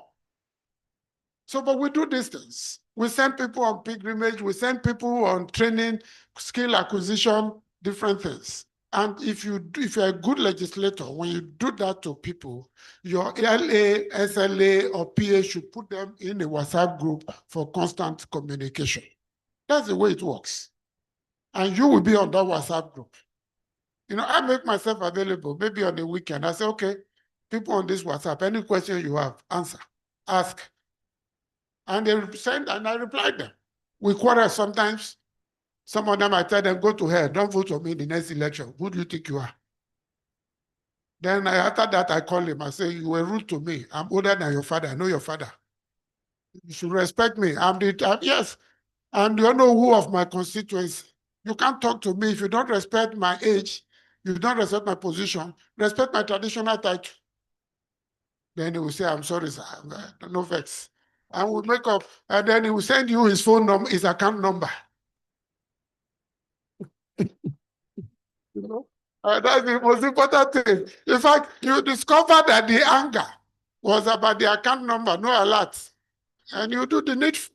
So I want to assure you that you have a responsibility as a citizen, as a community, as a constituency, as a member of any group at all, to hold your representatives accountable. Finally, no house in the history of Nigeria, and you can quote me, has been as open to the public and to civil society than the 10th house under Abbas Tajuddin. I was in the 9th house. I was chairman basic education, so I can make comparison. There is no house has worked with development partners the way Abbas Tajuddin has done. We don't have any secret we're hiding. So when we do the NAS Open Week, it is, when we say open week, it is open to anybody to come in. It is civil society that has been lazy. Yes, I'm from there, so I can talk the way I want. They can't accuse me, who are you? It's my constituency. It is civil society that has been lazy. They've not taken advantage of our openness and preparedness to work with them, to listen to them, to receive draft bills, draft motions, suggestions on things we should do. So what am I going to do now if they don't take advantage? It's like you cook soup, you cook a bar, you put them down. People, when they're hungry, they look the food. After 30 minutes, you can't have a better house. They can't complain. So please, in whatever way you can, no idea is useless. No idea is stupid. We have a pathological commitment to supporting the issues of gender, of women, of persons with disability, of the environment, climate change, education, particularly basic education. We don't joke with those things. And promoting infrastructure. But in pursuing these things, we can speak at the federal level. You people have the power at the state level and the local level. And like I said, more resources is going to the states and the local governments now. Don't sit on your rights. I will let my colleagues comment on some of the other issues. Thank you. Well, thank you, leader, the Right Honorable Professor Ihonvere. I think another round of applause will do for me. Let me also take the opportunity to introduce my friend, brother, and colleague, who is a son of the soil, Right Honorable Dikin Chike Okafor. You're welcome. I'm sure those of you from Imo, you know him. This is Naya Onabi. Well, thank you again, leader, for yielding the floor to me. Like I said during my goodwill message, I'm sure you can now understand why he's leader of the house. He has practically touched on even issues that we are not raised in this first round of questions. So for me, since it's an interactive session, I just want to share a little perspective, which of course he has also touched upon. You know, in my former life, I was and I remain a journalist, having edited one of the national news magazines before I got to the House of Representatives under the 7th Assembly. After an 8-year break, I came back in this 10th Assembly. But there is something I've found out. You know that ordinarily, we don't talk parties in the House, but for the purposes of this interaction, I'm of the Labour Party extraction and leader of the Labour Party caucus. So if there is anybody that should hold the federal government accountable, it should be me and my colleagues in the other opposition parties. But for the issue that we are discussing today, I think that all of us in this hall, let me not be guilty of hasty generalization. I should say about 90% of us are guilty of the issues of budget and accountability in our country. The leader has made the point, and we all know, we all make heavy weather out of the federal government, and we can't develop our nation that way. If somebody is picked up, for instance, in Abuja, by any of the security agencies, the agency, the president, everybody who is somebody in government will be called out same day. It will become national and international news. Go to the states. A governor using maybe a state security apparatus, and they've set up many of them, some acting as road traffic management. They can pick a citizen and nobody talks about it for days or weeks. Even when the family members trace such individual to where he or she is kept, all they're interested in is how much are we going to pay to get the person out. Nobody puts it on the border that this is a citizen. I don't know if we have two classes of citizens. The ones in Abuja and Lagos are citizens that must be talked about. But the real citizenry that are in the local communities in the states, people do not talk about them. Let's take a simple exercise. How many of us seated here looking at me know what your state budget is for road construction for the year 2025? I can hazard a guess that not one of us can say with certainty that in my state, 20 billion has been earmarked for roads, and these are the roads. And that is the first step to corruption. They only put lump sums. Many of you here have never even seen what is called a state budget. But if you come to Abuja, we have the hard copies. If you don't want the hard copy, Google it, you will see.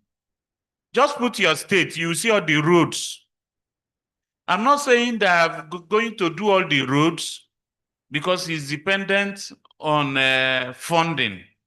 But at least you know that this, and that road are in the budget, and you can track.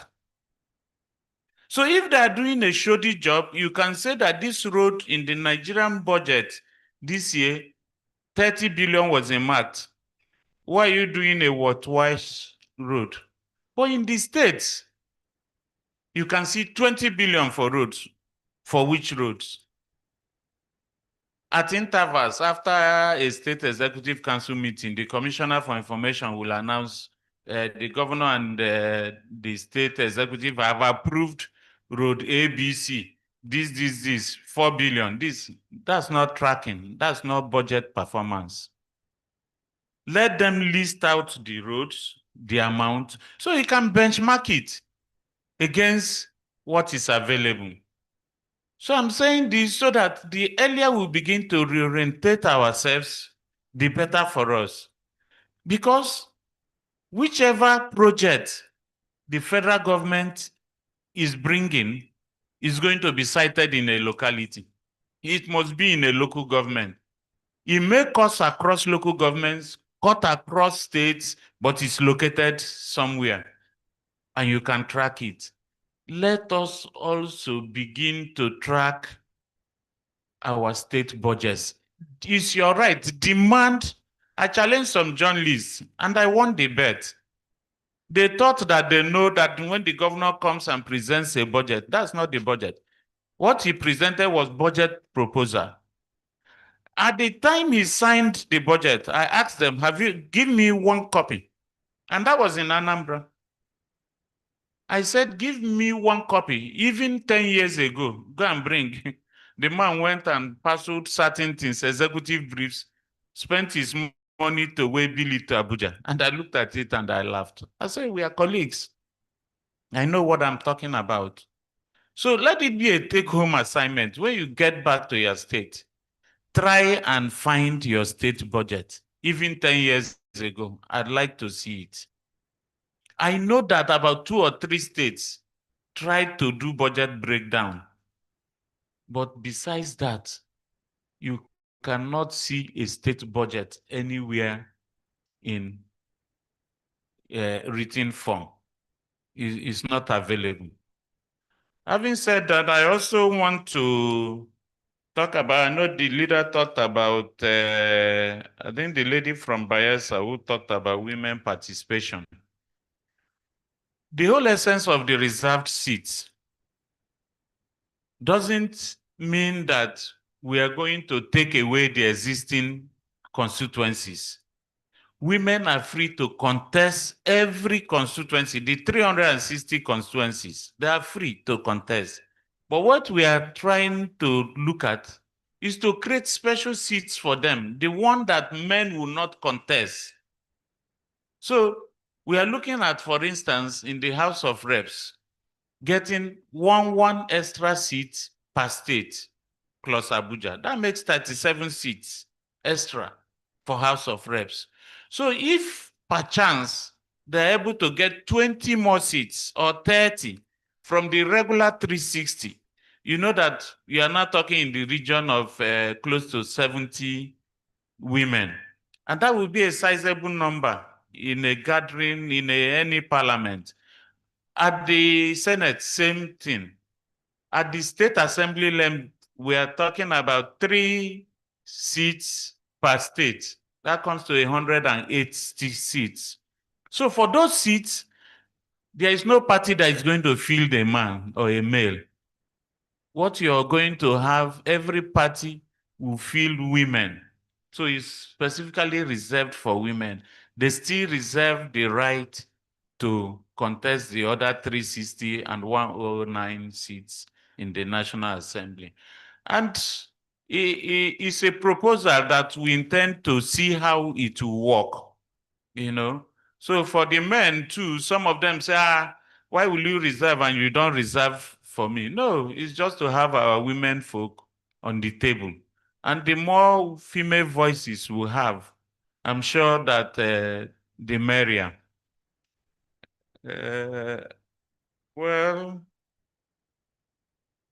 leader has touched on constituency projects and all of this. I think that the key essentially is to get close to your rep or senator, whoever is representing you, even from the councillorship level. The moment you're close, in fact, you can criticize constructively. And just like the leader said, sometimes you write something about me and I call you. I don't even depend on my aides to do that. I call you and we trash out the issues. All this plenty money you talked about, leader talked about only travel. And you are the one agitating for presence if I call such a person, I will do a breakdown of mere travel for 1 week, just one weekend. He will see that we are getting money from other places to subsidize what we are doing in the house. And take it from me, nobody wants to lose an election. And the only way you can win an election is to go around your colleagues who probably in the places they are, they can help you with 1 or 2 projects. You see us going to the executive.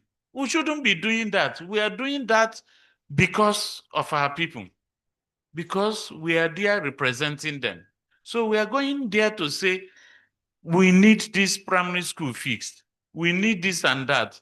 But it's always a sore point that when some of these projects are brought, like he said, it's not peculiar to his state, it's everywhere. If he doesn't come, sometimes even the same party with the governor, and the man abandons it, he's only interested in what he is doing so that he takes all of the credit. And the legislator can only do so much. He's not going to now start employing workers for the skill acquisition. What if he leaves the office tomorrow? Like I tell my staff each session, we know when we are resuming, but we don't know when we are leaving this office. You may come back another tenure, but one day some other person, because somebody sat on that seat before you got there. Same way, another person will sit on the seat. But the key is being open to inquiries. And when you begin an inquiry with abuse, you don't know what the man is going through. The man, this morning, after this, if you have time, you can look at my phone. My communication with my constituency aide. I know how much we have sent out this morning. And the man is telling me that we have overshot. He will put later. And it's a daily routine. But we are not good. We signed on for the job. So when my colleagues complain, I tell them that you just devise a way to go about it. But in the midst of all of this, during elections, we are talking about having credible, fair elections. The same people you have spent so much reducing your dignity and ego to beg somebody you're not supposed to beg ordinarily for projects, to go and collect money from your own businesses to put in to make better. The same person will collect 10,000 and say, this is the one I've gotten. This one will not pass me by. So it's a symbiotic relationship. If you get the kind of rep that you want, if a man has paid you higher or highest and you stand with him, shouldn't the man, why should he now spend all of his working time for you again? He has paid you up front. So let us encourage ourselves to look out for the persons that will represent your best interests. The JAM thing is talking about, we go beyond even JAM to help them, put them in the right path to gain admission. But this is something otherwise they would have given some people 100,000, 200,000 to get admission for their children. But I tell my constituents, if I catch you taking 1 naira from anybody to put on the list, you are gone. So for such parents, you can imagine what that does to the parents. So at the end of the day, it still boils down to choice. That's democracy is choice. If you take choice out of democracy, then it's gone. It's authoritarianism. So at the end of the day, no matter what you do, it boils down to a choice. Do you want somebody who will serve you, run these errands for you, using himself or his aides? Or you want somebody who will buy you outright? So I think that these kind of engagements are important, and we continue to, it's work in process until we begin to reform our systems. Nobody likes the way the local governments are running. Nobody even likes the way the states, because you talked about projects. A governor can decide to slant it to one region, even though the constitution talks about balance, both in appointments and citing of projects. but we have to play our part. And if equity does not favor the indolent, if you don't let the governor know, go online, print it, Mr. Governor. The last governor was receiving 10 billion a month. You are receiving 30. You have not abused him. Can you or your commissioner for information explain to us? And you wouldn't want that kind of trajectory to continue. So they begin to explain. It was the same thing at the federal level that the ministers now beginning with Ngozi Okonjo-Iweala. She started publishing the amounts of money. So we need to put these pressures at the local level. Of course, the local government is tied to the states. So we should all join hands to free them. If they are free, even we will take a breath and do other more important things in parliament. I thank you for the opportunity, leader. Thank you very much for yielding the floor. Thank you very much, Majority Leader, Professor Iyobere, and my dear colleagues present and everyone present. I just want to actually touch on the question asked by the gentleman on how things would be moving forward as far as electoral reforms, especially what the House Committee on Electoral Reform has engaged in so far. Of course, it's a very important question because every Nigerian wants to be assured that their votes will count. And it is important for us to advance ourselves with our electoral methods, especially as we try to attain more advocacy to democracy. First of all, we have to note the importance of the use of the technology in which we have between our gambits, the beavers, and in terms of its insurance for nationwide, transmissions and the reduction of failures for it at the polling units is very important for us to know that maintenance of that should be paramount to our attaining electoral transparency. And then the transmission of the results, to the IREV, to the portal at the end of the day should also be paramount, as well as cybersecurity, putting that in place. So whereby interference along the way is not presented, because we can say that yes, the beavers could be working to a certain extent, it gets to the IREV, but afterwards we know that we're in a very modern world now whereby hacking is something of the modern day at this time around. So it's very important for us to put items in place to make sure that those things do not affect the transmissions of the results. Of course, further transparency and accountability is very important, because when you have the public result verifications, whereby the citizens and the observers have real-time access to what's happening in the portals. Of course, there were a lot that happened in the previous election, whereby some people said they could not gain access to the portal real-time. But this time around, I believe leading towards 2027, it's going to be a lot different when it comes to having real-time access.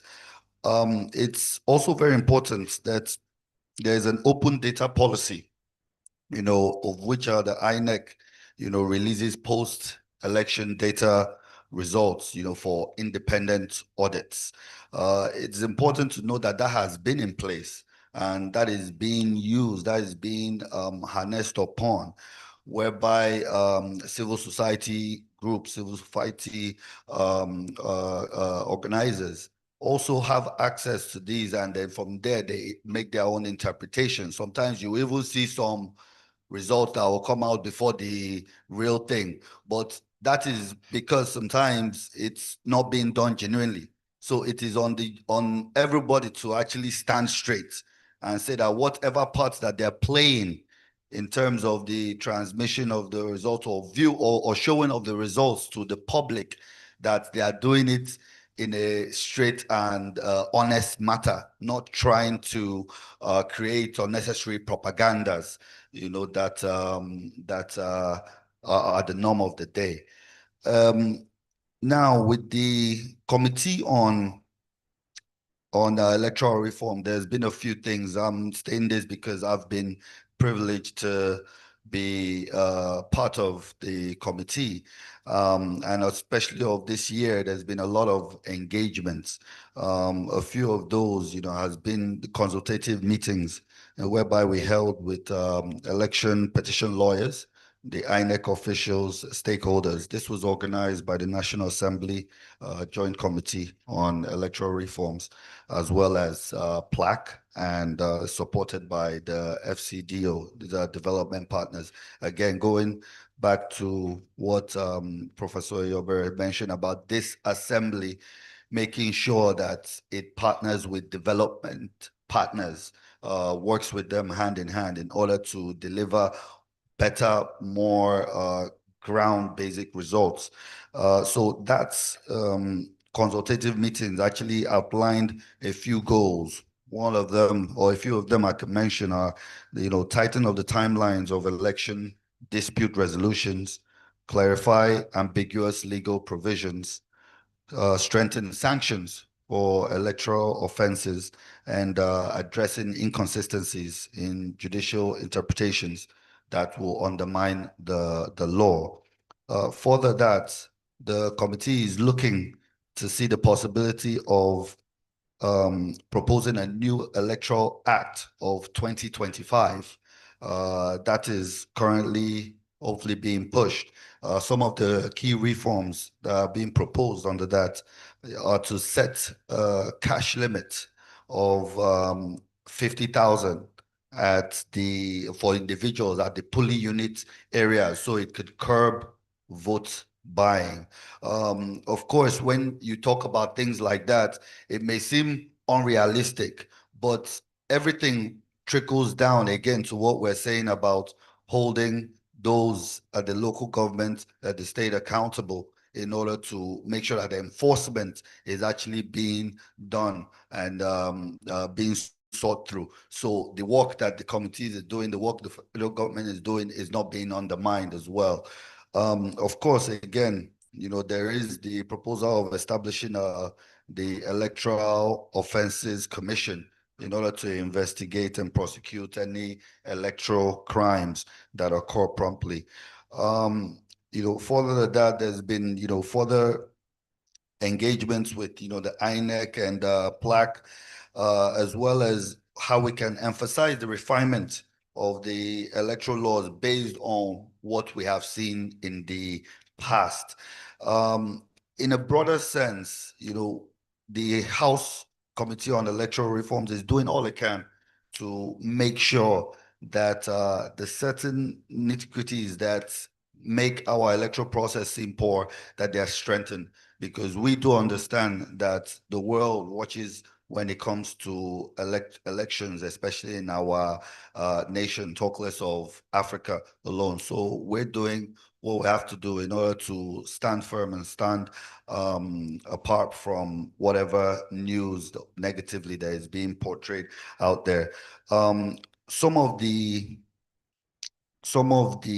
electoral specific bills, of course, we know are, the synchronization of all general elections on a single day. These have been presented as a bill on the floor of the House, and then introducing a independent capacity of the INEC as well. This is also something that's being presented at the floor of the House. And most importantly, the embedding of the reserved seats, which is 10% for women, and also to note that there's also a 5% clause for disables, for those with disabilities.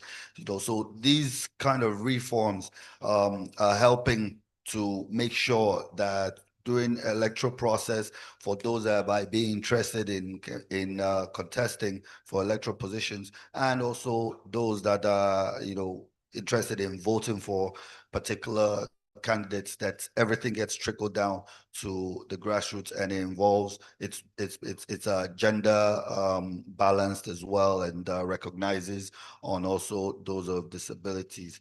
So I think all in all, we are getting there. And I believe that leading up to 2027, it's going to be a better election process that should be observed by the citizens of Nigeria. Thank you.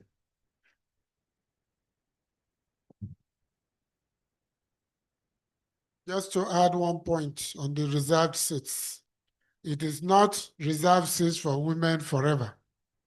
It's for 16 years. There's a sunset. So that will be 4 election cycles. We believe that in those 4 cycles, they would have built sufficient gravitas within their constituencies and beyond, gained experience, maybe saved some money so they can go on their own. I led the team of the House to Kenya, where they did it. There somehow the House of Reps is higher than the Senate somehow, because some women who got into the Senate through the reserved seats after one term contested on their own to come to the House of Reps, and they're now independent on their own. So I want to just let people know, in addition to it not affecting the existing seats, it is an addition so that we can get more contributions, more inputs to the growth, development, and stability of this country. Then the other point which has not been raised, and I want us to look at before we start taking questions, is the person who has about disability after service. I will take a second look at that disabilities bill, because the last time we had a hearing on it with Conrad Stifton, CAS. What I was looking at more was that the penalties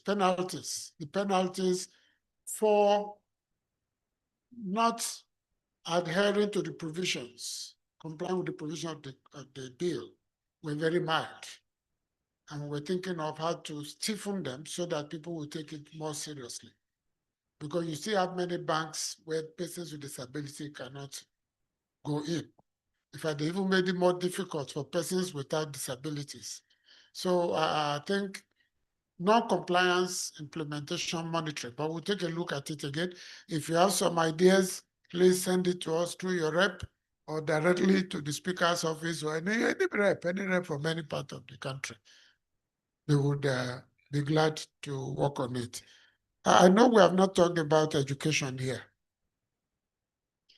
You know, a lot of the problems we're having in Nigeria today now, it is the education system, which has been thoroughly contaminated, corrupted, and compromised. That is thrown off the kind of characters who have no qualms in doing anything, including sacrificing their mothers or siblings to make money. Something is missing, something very serious. And if you take a look at Nigerian universities, just to use the highest level, the kind of vibrant civic culture that helped, most of the things I learned in university were not in the classrooms, they were outside the classrooms. From my colleagues from Wanti Waziri Movement, Nigeria South Africa Association, Young Socialist Movement, All Progressive Alliance. Those things have all disappeared into only cults. That's of Jezebel, Black Axe, Green Axe, all the axes are there. And there is a problem. There is a problem because people say you go through the university, if the university doesn't go through you, you come out almost empty. So when ASUS SVD says they are going on strike, it's not because they love strike. The federal government should sit with them finally and reach some understanding of how our universities will survive. We should think about it. But now it is not university. There are courts in primary schools. Primary schools, they have courts. I saw a video, I think it was of children who were taking one drug called solution. So children of 13, 18, etc. I can see how they make money to be taking these drugs. So by the time they get to secondary and university, they are carrying guns to make the money to take cocaine. So there's a lot of dislocation in the basic education system. And that is where we are training the people that we take over political parties, take over the bureaucracy, your foreign service, etc. We should think about it. If we don't do something about it, it will do something about us. Thank you. I think this is a good time to put those hands together very well. Please, sound engineer, yes, please make the mic very, okay, thank you. And I think while the interaction was going on, Honorable Chike Okafor came in. Welcome, sir. Thank you for joining us. As we will take the next questions, please clap for him. As we take the next round of questions, I'm sure you can now provide some context to the question. So as we move on to take other questions, just to say some House leaders, you mentioned a very critical issue at some point because it touches NGO. I had to quickly raise my antenna to hear it. When you talk about the NGO in your community not getting enough support from the national level because they are not at the national level. There is a very critical issue on that, which I think we have been talking to the House to address it, and I think I should put it here. The NGOs that are registered at the state level with the state government, because of item 32, part 2, or part 1, sorry, of the second schedule of the next constitution, that puts the powers on the federal government to give a corporate entity, a corporate recognition of any entity. But he put there that unless an entity directly established by the state house. And so that's what directly has been the contest. So many of the state house are saying because that item is under the exclusive list, so it means they cannot actually give identity to any NGO at the state. And so that has made SCUMO, for instance, giving a directive to the banks to say, unless the NGO is registered by CAC, if it's registered by the state, they should freeze their banks, their accounts, and so they cannot operate. That is why, for example, we cannot support them. It's some that we have supported, the money is in the bank, they can't access it because SCUMO has given that directive. So maybe that is something the House will have to look into. Sir? They've done CAC in our house. So there are others that have not been able to do CAC. They have the state registration and they cannot access their account. And so that is why people are not giving that support because the money will just be in the bank. They cannot access it. Also from that, your constituency, I worked with the Ford Foundation for many years. There are ways we fund Escotoyo Center in Oron. They did not even have typewriter to type their application for grant. They hand wrote it to me. So we funded them through another NGO. So you give the money, just like you gave to Global Rights. We gave it to an NGO that has all the registration that Ford Foundation wanted. So they monitored the implementation of the program of micro minorities.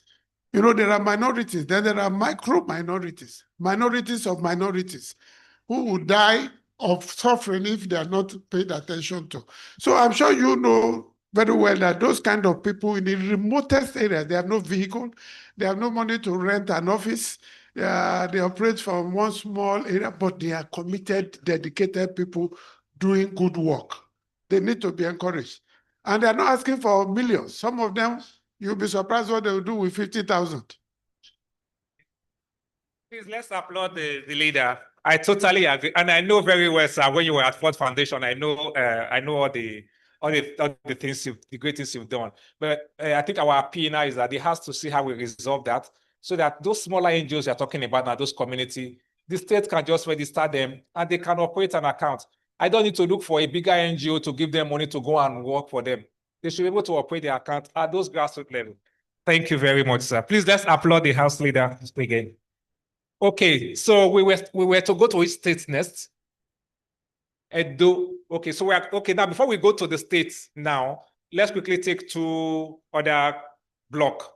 One is people with disability, and then we take any one person online, so they are not left out of the conversation before we now come to the state level again. All right. So we have people, the deaf community here. We are taking one for now, right? I will come back. So let's take the lady first. Let's take the lady first. Yes. Let's go on. So give her the mic to sorry. Yes.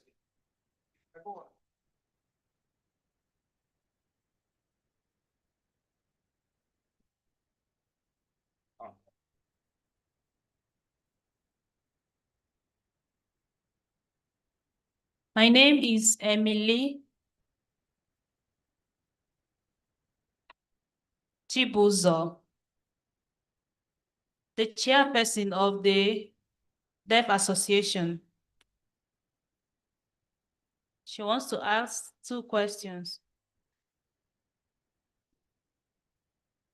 about education policy and people with disability policy.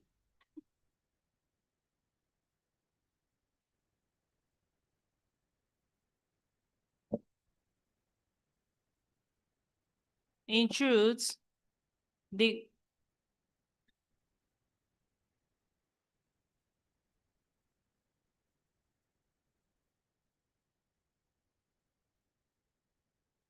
that she has 2 questions about education policy about disabled. That one about the quality of education of the rich and the relationship between the rich and the poor in terms of creating many events for development of persons with disability, and then the security challenges that they used to have and what the house used to do in order to access or for them to access the House of Rep. And also, the second one, the involvement, inclusion, and promotion in general for them to accept and make way for better inclusion for persons with disability and not to segregate against them. What is the house doing about it working for them and also the deaf? And also the deaf community in order to have sign language interpreters in most of the programs they are doing. So for that, let's just take him as well. Let's take the man. Yes. Go on, let him interpret. That he greets all the honorables in the house, brothers and sisters. The house rep, he greets all. That he has 2 important questions as well. Number 1, that his name is Gideon Okafor, the secretary of Deaf Association of Imo State. His number 1 question is, now that he has a deaf person, that there are so many deaf people in Nigeria and they have the risk of going at night, that things are not too clear, walking on the road, that some of them can't see clear, that most times that they have been knocked down by a moving vehicle that killed them because of the way they walk. Now, what are the house doing about most of these attacks that are being done on the deaf people? The second one,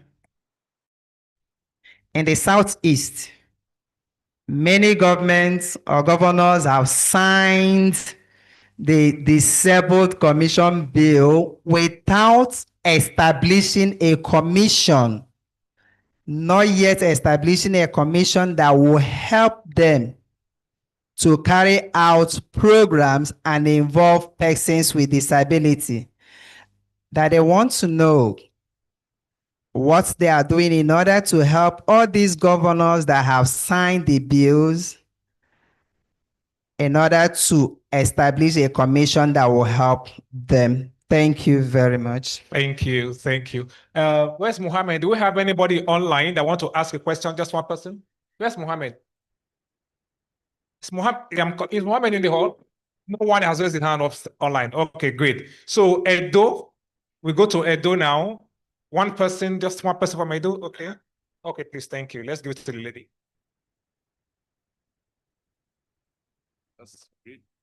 Okay, good afternoon, all.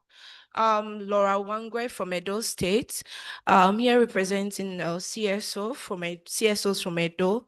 Like we already know, Edo is prominent for human trafficking, being a source of trafficking.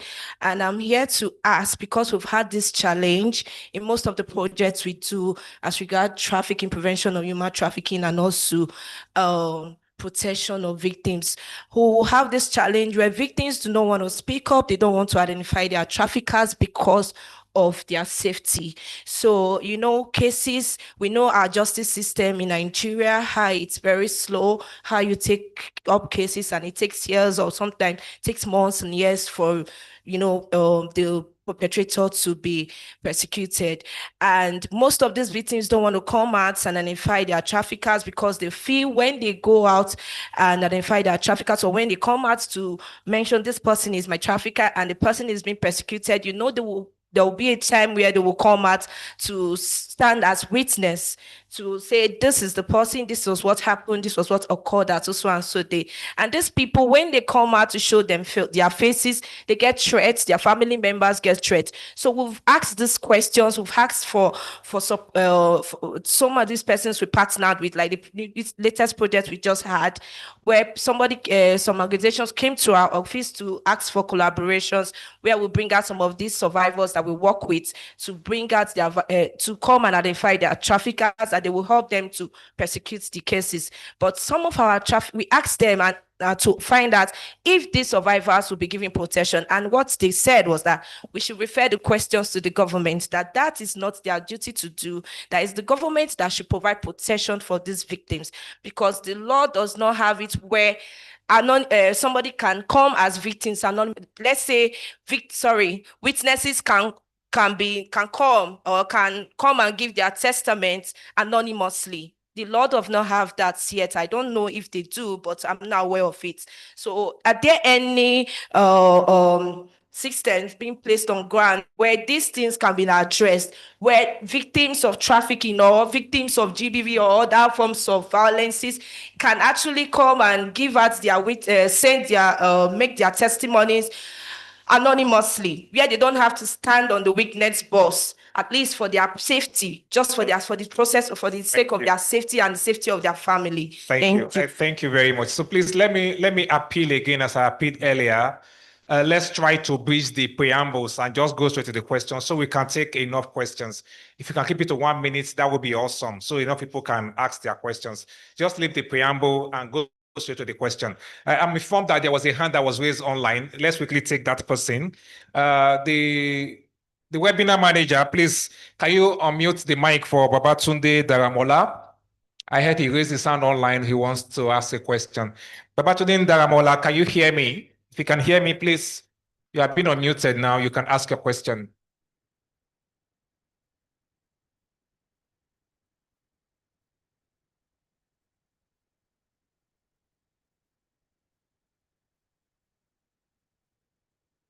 Is Babatunde Daramola still willing to ask his question?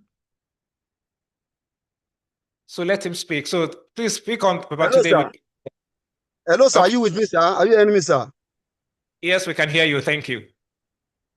Babatunde Daramola. I'm on this call from Ekiti State, sir. Precisely. And my question goes down, sir, is in 2 dimensions. One is in the area of the bad nature of the road, of the federal road, that passes through the from Abuja down to Omo Ekiti, Ifaki, Do, Aramoko down to Elisha. The road has been very impassable for over 5 years, and it has been very consistent, especially during the rainy season. I mean, the only thing they do around the time of a dry season is just the palliative that they will use, what's it called, laterite or ordinary sand to do palliative measures around the portion of the failed road, and it's a major road that anybody coming from Abuja going to Lagos, it's a major road. The road has been very, very impassable. Sometimes we want to drill bore that we need to bring equipment, drilling equipment from Ado Ekiti down to Umo. For several months, we will not be able to have get what's it called, people that will come because the road is not in good condition. That is one, sir. And two, sir, is in the area of the local government autonomy. Sir, I want you, the honorary members there, sir, to use your good office to help us make this autonomy work. We actually need this autonomy. If the autonomy is working, the people at the local hands will benefit the government better than when the way it is being done by where a situation where the governors are cornering the fund meant for the local government. Those are my two questions, sir. Thank you, sir. Thank you, Daramola. We will come back to you. We have to go through the states. We have to go through the states first. We'll come back. We've taken the deaf community. We will come back. We'll come back. Please, what's the next states after Edo? Okay. Rivers. So any question from Rivers? Okay, please give it to the man at the back there.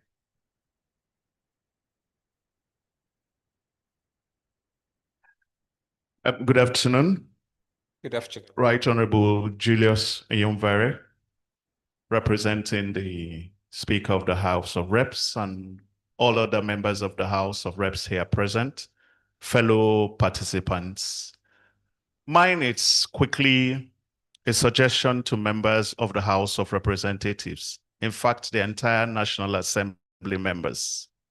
You'll agree with me, members of the House of Reps, that it's on the tabloids, on the print media, electronic media, that so much money is being provided to the House of Rep members for constituency projects. And sometimes people ask whether these constituency projects are done or not. What I'm requesting that the House of Members should do is to actually promptly inform their constituents about what they are actually doing. Why am I saying this? If I come from a constituency in River State, I might know what my own direct member in the House of Reps is doing. But somebody from a neighboring constituency, I might not know what that person is doing. And you'll hear people on social media say so much money has been released to them and they have not done anything. Meanwhile, I know that a House of Rep member of mine has done so much in health. He has done so much in infrastructural development. He has done so much as regards roads. In fact, some of what the House of Rep members do is not even within their purview, but because they are serving their people, they go out of their way to do it. They need to properly reach out to their people on what they are doing in their various constituencies. Now, today, we are sitting here to have a round table. This is made possible, bringing people from the various states to talk about them. I'm also calling on the House of Rep members to make this kind of forum available in the local government areas, because they are direct servants to members in the local government areas. If roundtable programs are handled like this in the local government areas, then the people will bring to the center the kind of projects they want for development. So I'm calling on the House of Rep members to inform members of their constituencies more on what is being done. Thank you and God bless. It was the next state.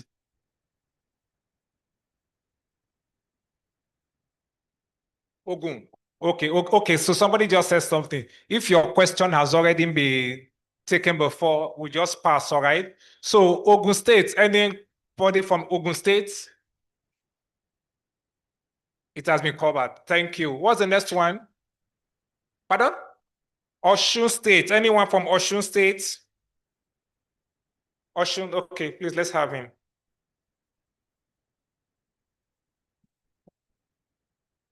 Let me stand on the existing procutor, sir. My name is Baramasimu Ide Nadigun from Osun State. I believe in these countries of ours, we are endowed with many mineral resources, but still, we are still suffering. There's one cankerworm that has eaten deep into the flesh of our dear country, which is known as corruption. Is there any way to tackle all this problem? Because there's corruption here, corruption there. And I want to ask the honorable member, sir, that what is the status of whistleblowers protection bill and how will it promote the good governance? Thank you. Thank you. Please, let's remember our 1 minute. Which state? Ondo. Anyone from Ondo with a question? You have a question? Please, let's give it to. I'm wondering, the women are not asking questions. Okay, please pass it to her, to him.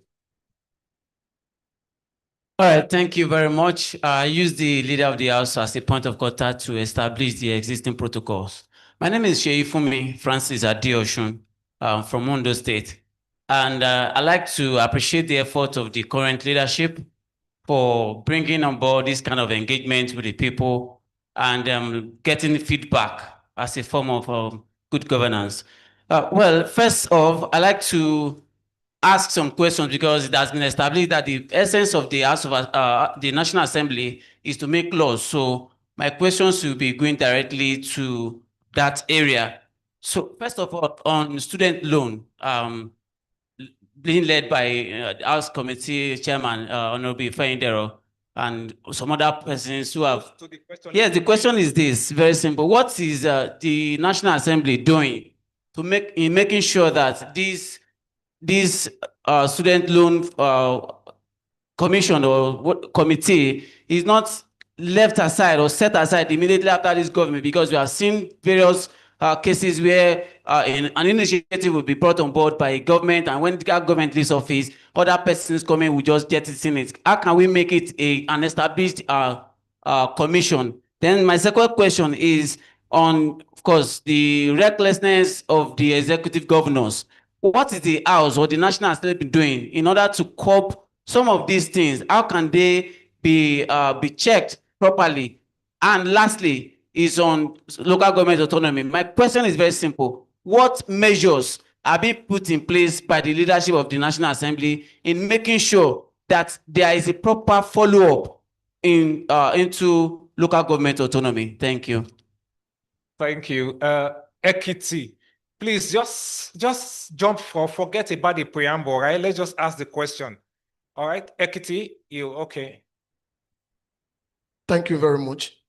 My name is Kunle Fashiku from Ekiti State. I would like to, before I go to my question, I would like to observe two things, sir.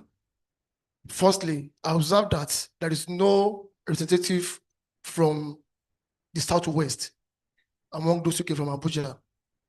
So in the next one, sir, please, let us have a representative from the House of Rep members so that they can take our message home. Then two, I equally observe that the allocation given to Ekiti, Ondo, Ogun, and Oyo states are few. I'm the only person from Ekiti State, while other states enjoy 3-4 seats. So please, in the next one too, let there be equity so that we can be fully represented. Most of my highlighted questions has been addressed, but there is a very vital one here, which has not been addressed, the issue of child abuse and child molestation, especially on the vulnerable and poor children. Recently, we have been having issues of where you are having a man of 57 years old raping a man raping a girl of 10 years. We have seen a case to go straight to your question. That is my question. That is my question. So what is the House of Rep doing to curb such things? All right, thank you. Thank you. We are really running out of time. We need to move on. Who? Oyo State, anyone? Yeah. Thank you. Please, My let's warmest let's greetings. listen. Yes, sir. My warmest greeting to the dignitaries and other co-participants. My question is also on local government autonomy, but I want to raise this to our dear honorable here present. Please, is it possible as a lawmaker, can you propose a law to check the regular audit and review of local government allocation? One. Two, is it also possible for you to advocate for law and policy that require local governments to publish their projects? Either perhaps it may be a quarterly report for their income, the allocation and expenditure online. Thank you. Thank you, sir. Which Lagos State? Any question from Lagos State? Okay, see a hand up here. That will be. Hello, good afternoon, everybody. My question is, no, I'm not even asking a question. I just want to appeal to the leadership of the House regarding LCDA created in Lagos State, that is Local Council Development Area. I just want to appeal through this medium to the leadership to please help us legalize and recognize this because it has been lingering on. It has been operating for close to 25 years now. And I will be happy if the leadership can please consider the LCDA and legalize it to become the local government council. Thank you very much. Thank you very much, sir. So, with your indulgence, sir, because we've not had so many women raise their hand when we're going around the states, I will just give two women, any two women in the hall that have a pressing question that have not asked before, that have a pressing question, we can take it. Okay. I'm coming. I'm coming. First, I say, okay, why you don't become woman now? So two women. So first, anyone here, she wants to ask. Well, yeah, ask, give her the mic. Let's hear her. I'm coming, sir. I told you I will mention it. Yeah, so yeah, please go on. Good afternoon, honorables in the house. Her name is Amarachi Hanwu. She is a woman leader from Edo State Deaf Association and also the secretary of Deaf Women Association of Edo State. That here that she appreciates all of us for bringing us here for this, but then she has a question that most important about women becoming second-class citizen and also in terms of skill acquisition, empowering and employment for them. What are the house doing in order to employ and reduce the unemployment and street begging of deaf people on the streets? Secondly, that now most people who hear is that the hearers that they hate or they don't mingle or give information to the deaf people. They always run their business on their own. That please, the House of Rep should please remember the deaf people in helping them, that God will bless you people. Thank you. Please give her. Give her. I'm coming. Let me take two here, and take two here. Hello, everyone. Good evening. Good afternoon. Wow, okay.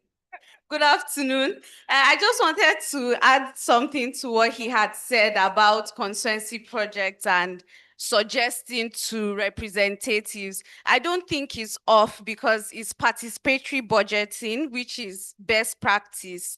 I know that if we want people's voices inside the budget, constituency project is a good place to start. Then on the topic of budget also, I wanted to ask what the House is doing to ensure that the executive submits the proposal for 2026 budget on time, because submitting budgets right before the House goes on holiday, it also prevents participatory budgeting. So I think this is something we should take seriously so that people's voices can be heard in the in the budget for the next fiscal year. Thank you. Thank you. Let's take thank you. Please give it to this. I'm coming. Give it to the lady on green. Yes. Good day, everyone. All protocols duly observed. My name is Ohaka Chioma. My question is on women empowerment and youth development. Let's listen. Let's listen. One house, please. Thank you. So I'll be representing you win on youth empowerment. So the area I'm going straight to is concerning the issue of NEPA, or rather electricity. In my neighborhood, we have the issue of being the one to repair our transformers. And apart from that, there is this surge on NEPA bill, which is affecting production for us that do household production, some kind of, cottage industry. So I want to ask, how can we be assisted on that area whereby the electricity bill is made in a way that industries or production can be easy for women and youth, because we'll be encouraging them to go into production, and the NEPA, the electricity bill is so high that it's affecting production in all areas. Thank you. Thank you very much. If you can call it NEPA, we all know him as NEPA, even though they have changed their name. We still know them as NEPA. Please give her.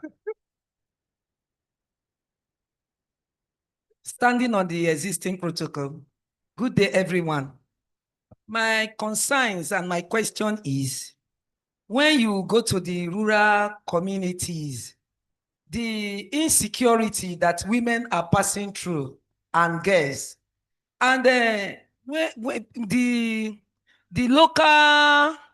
local securities that they have in the community, when you are expecting them to respond, or when you are expecting them to respond to women or other cases, you'll be hearing them saying that the government is not empowering them. So I want to ask, is there no empowerment for the rural community security? That is one. Then concerning education, when you go to the rural community school, it's nothing to talk about. During rainy season, children don't go to school. Every part of the schools, there's not, that is the community primary schools and even the secondary school. Then you will see these local women that is managing their children, trying to put their children into private schools. And some of these private schools, they are not well constructed. I think we have a case last 2 months that a child, a building, a school that is partially built in the rural community, the cupboard or the ceiling fall and press that child, and that child died. Yes, so my question is there no plan, or is there any structure that is being made to support the rural community women in schools and road construction? All the communities in Imo State, if you go to the road, nothing to talk about the road. So I want to know whether it's any availability. Thank you. Lastly, give it to this woman here. So where is give him, no, give it to him, give it to him. Give it to him, he will interpret for her. No, you go on, you interpret for him. Good evening.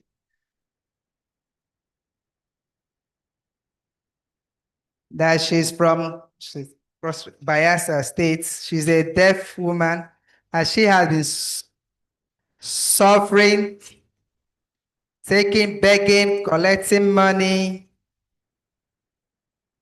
for the girls, that they have been suffering so much. Most of them are pregnant, they are being abused, they are used to beg, which is not good. That the parents have been warning them for many years. Some of them, they will just take them out to outside the country and start using them for business. And that worries them. That is their complaint about this financial problem, which they want. Most of them have been killed and died being withdrawn as a result of this using them for business. That please, that they are begging for the government to please help to give women and the deaf work. That most times when they go for work, they don't accept them, they reject them and ask them to go. So they are begging for the House of Rep to help them to equip them. Thank you very much. Thank you. No, ma'am, no, ma'am, no, ma'am, Biko, no, ma'am. Thank you. No, women. no, you have asked your own already. Thank you. So we have taken a round of questions. I will hand over the mic back to the Honorable Professor and then lead the reaction, and then he will direct us how to go further. If you still want us to take any question or we close them, then we'll hand over the mic to him. Thank you, sir. Thank you, MC. You've been very, very competent. I'm sorry that some of you have not been able to ask your questions, but this is the beginning. More things will follow. One problem I've discovered from our questions here, and I do not blame any of you, it is the way in which our governance system has developed over time, with every power concentrated at the center, to the point that everything is federal. Only one or two persons has talked about House of Assembly here. Yet they are elected like us with the same tenure. And they are the ones directly in charge of overseeing what the governor and his cabinet are doing, not us. It's only money we give to states that we can go and see. Like we give money to UBEC, State Subeb. We can go and see what they've done with that money. If the state government puts money in their Subeb, we can't go and look at that. It's not our business. It is the House of Assembly that is supposed to look at that. So a lot of some of the issues that have been raised are issues within the competency, within the jurisdiction of the local government and the state government. But if your rep has a good rapport with his House of Assembly person, his or her House of Assembly person, or with the governor, they can, through that, also bring it up. Like, I went to Ekiti. I saw a road passing through a primary school. And I saw women hawking all this agbo in the school. And when I met with Fayemi is a friend of mine. It's like my younger brother. And we were both in exile together in Adeko.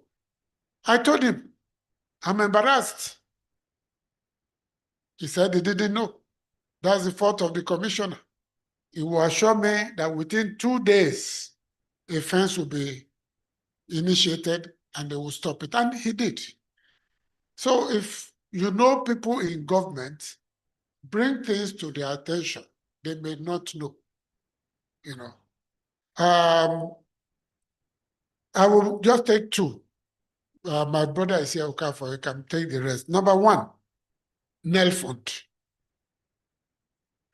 People who criticize Tinubu, you can criticize him on every other thing, but on this Nel Fund, they should be praying for him. If you are in any tertiary institution owned by the federal government, even state government today, Polytechnic, College of Education, University, you don't pay school fees. Nel Fund, if you apply properly, they will pay your fees and they will give you monthly stipend for upkeep. That's never happened before. The chairman of the committee in the House, Honorable Hindero, is a nice young man. He has just come in. He has a very good heart. He's willing to learn and listen and do things. So it's easily approachable if you have suggestions for him. But I can assure you that Nel Fund is the magic key in our education system today. If you put your child in a Afe Babalola, that is, you're on your own. That's a private school. The profit goes to Afe Babalola, not to the federal government. But if it's a federal or state school, they apply, they get it. It will not change. And there is a law. NELFund is set up by law that passed through the National Assembly, Senate and House, and assented to by the president. So to sack it, to cancel it, you have to come back to the National Assembly, and I guarantee you, no National Assembly would do that. The other one about Southwest not being represented, I don't know how that would have happened because people were informed. But like I told you, there are logistical issues which differ from rep to rep, from zone to zone. And it's possible some are still on their way. But we'll look into that after this and find better ways to ensure that people attend. Audit of local government accounts. So there's a funny thing in our constitution. The constitution recognizes the position of the federal auditor general. But the state auditor general is also recognized. But the AG auditor general is not in the constitution. So most states will appoint a local government auditor general. And local governments don't give him any respect. They say, you are not in the constitution, you don't have any power, don't bother us.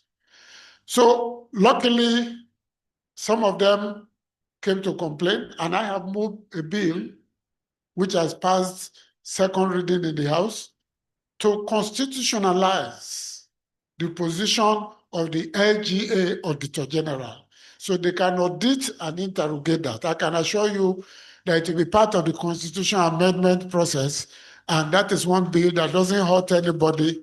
It will definitely go through. Legalize LCDAs. We don't have the power to do that. What Lagos should do, and I'm sure they have done it, I was not among those that went to the Southwest zone.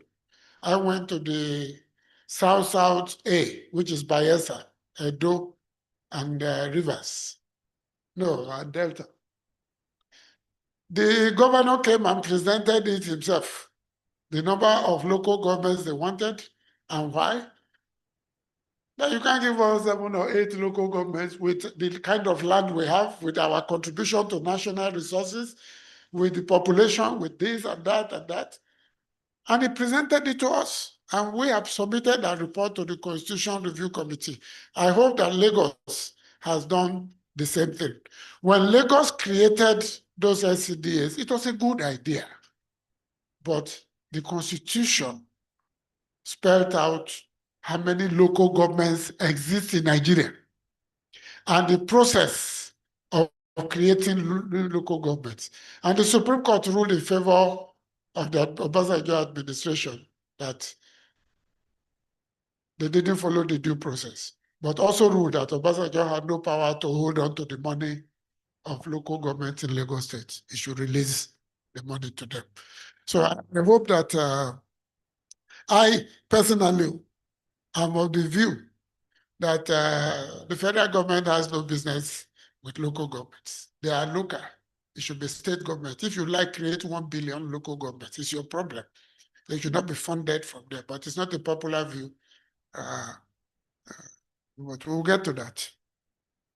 Finally, the point of what we raise is on power. That power, in my own moments of frustration, I have argued that the president in the second term should not bother about anything else. No education, no this, no that. Just 2 points, security and power. If you can fix power for us in this country, it would have an exponential impact of between 35 and 50% in education, in production, small and medium scale industries, on security. So it has consumed many people. Even my brother Bat Naji, who is the guru, was there. He didn't do it. He now went to go and set up his own private one. He's having problem. on how to generate power and put it in the national grid. We in the National Assembly, we have worked to democratize the law now to allow states to generate their own power. Use what you want to use, put the rest in the national grid. How many states have taken up that opportunity now? Before the law was democratized, they were all saying, let us do it, let us do it. And now there are so many options beyond the thermal. You have solar, you have all kinds of opportunities now in that area. I think state governments should look at that and see to what extent. And I think the federal government, through the NERC, is taking the issue of power and the way the discos are behaving very seriously. You know, if you see transformers in many local governments or villages, it is by members of the National Assembly that are provided it.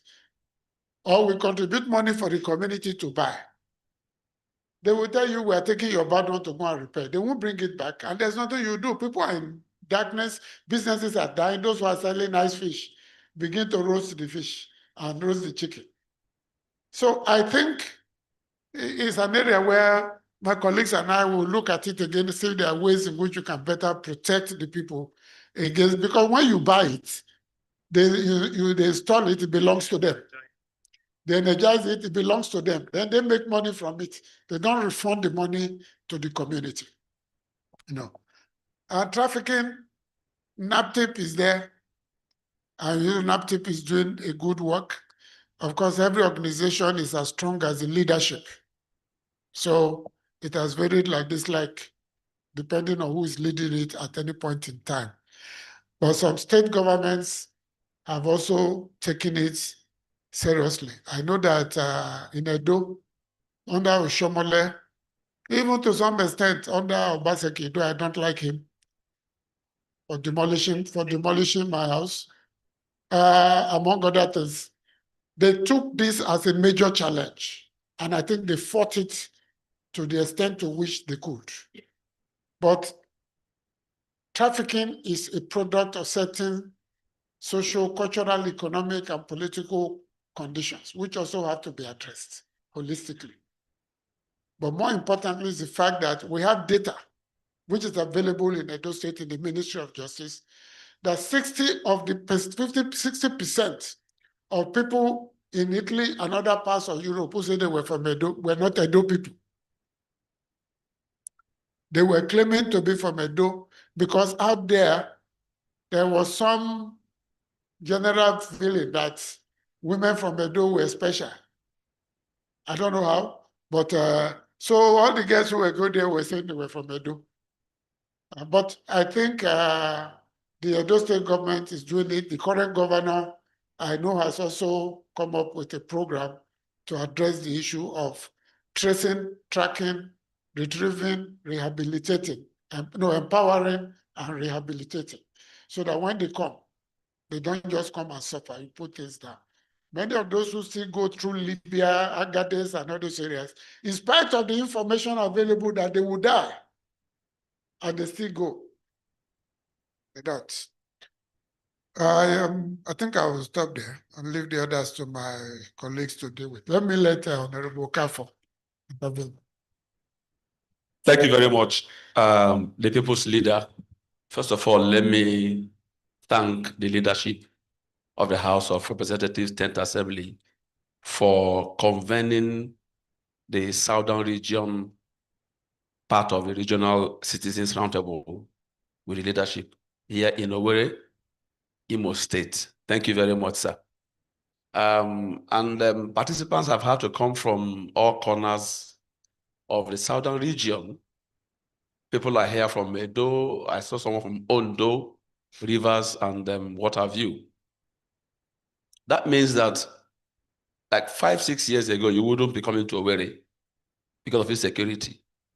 You won't be safe coming all the way from your own part of the Southern region to here. That also means that the challenges of insecurity are also being handled, especially by the governments here in the southern part of the country. But let me say this, dear leader, Some of the questions and posers have been thrown at us here are actually not within the scope of our assignment. I say that with all sense of responsibility. Someone asked a question about the Disabled Commission by the states and then the constitution of those commissions. So we can only advocate for you, but we can't actually go down to the states to tell the governors and the governments of the states how to set up these commissions. Someone asked questions again about constituency projects. I think we need to emphasize the fact that these are not monies given to National Assembly members. These are not monies credited to our accounts. If you see reactions from people online, you probably will think that hundreds of millions of these funds are sent to the member, put in his account or an account where he can access them. These are actually projects and programs that are domiciled with federal government MDAs. So now that brings us to issues of implementation and fund releases.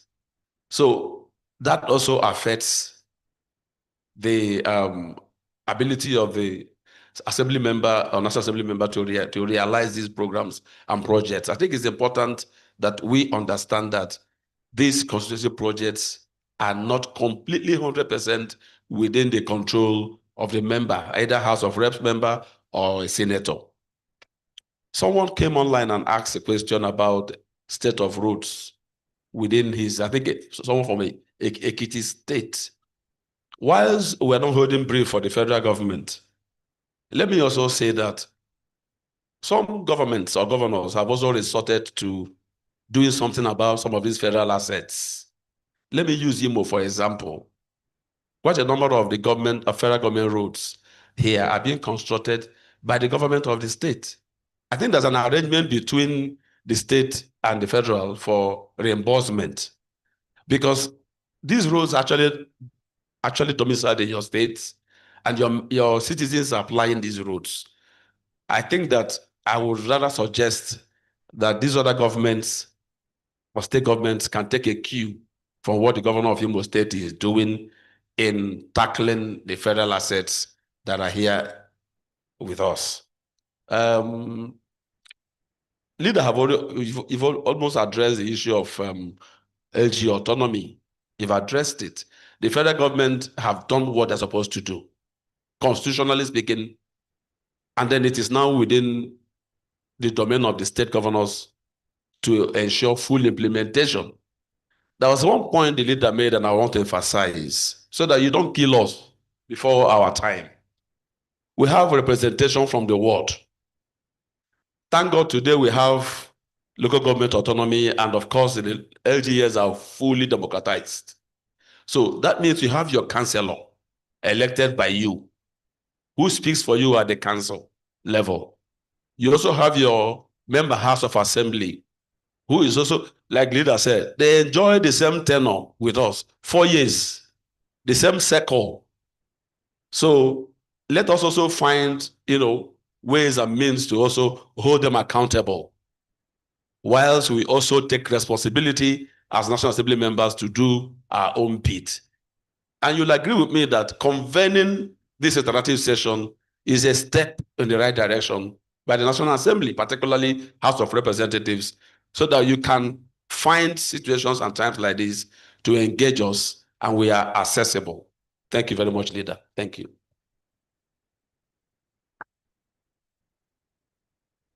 Okay, I think at this end, my colleagues are happy with the questions you have asked. And is that an additional question? Which one? Which was it? Okay, the red lines. The red lines. Everybody has information. You have information on it? You have information on that.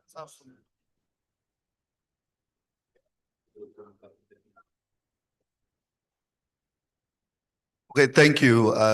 On the question of the rail lines, I think the inclusion of the rail line, especially within the southern region or the southeastern region. Of course, there's been, commitments to ensuring that, railway development within the Southeast region is optimal and is part of the recent developments of the Ministry of Transportation. There's been oversight and done with the Ministry of Transportation to make sure that it is included in the budget. And actually, during the presentation of the 2025 budget, it was something that was noted, and I'm sure the leadership actually took account and took note of that, to make sure that it's something that is included in the 2025 budget. It's been mentioned time and time again. It's something that you can always go online, because the news has been publicized online as well, to state that, yes, this is something that has been attended to and looked into, because it has been a concern, especially for those in the Southeast.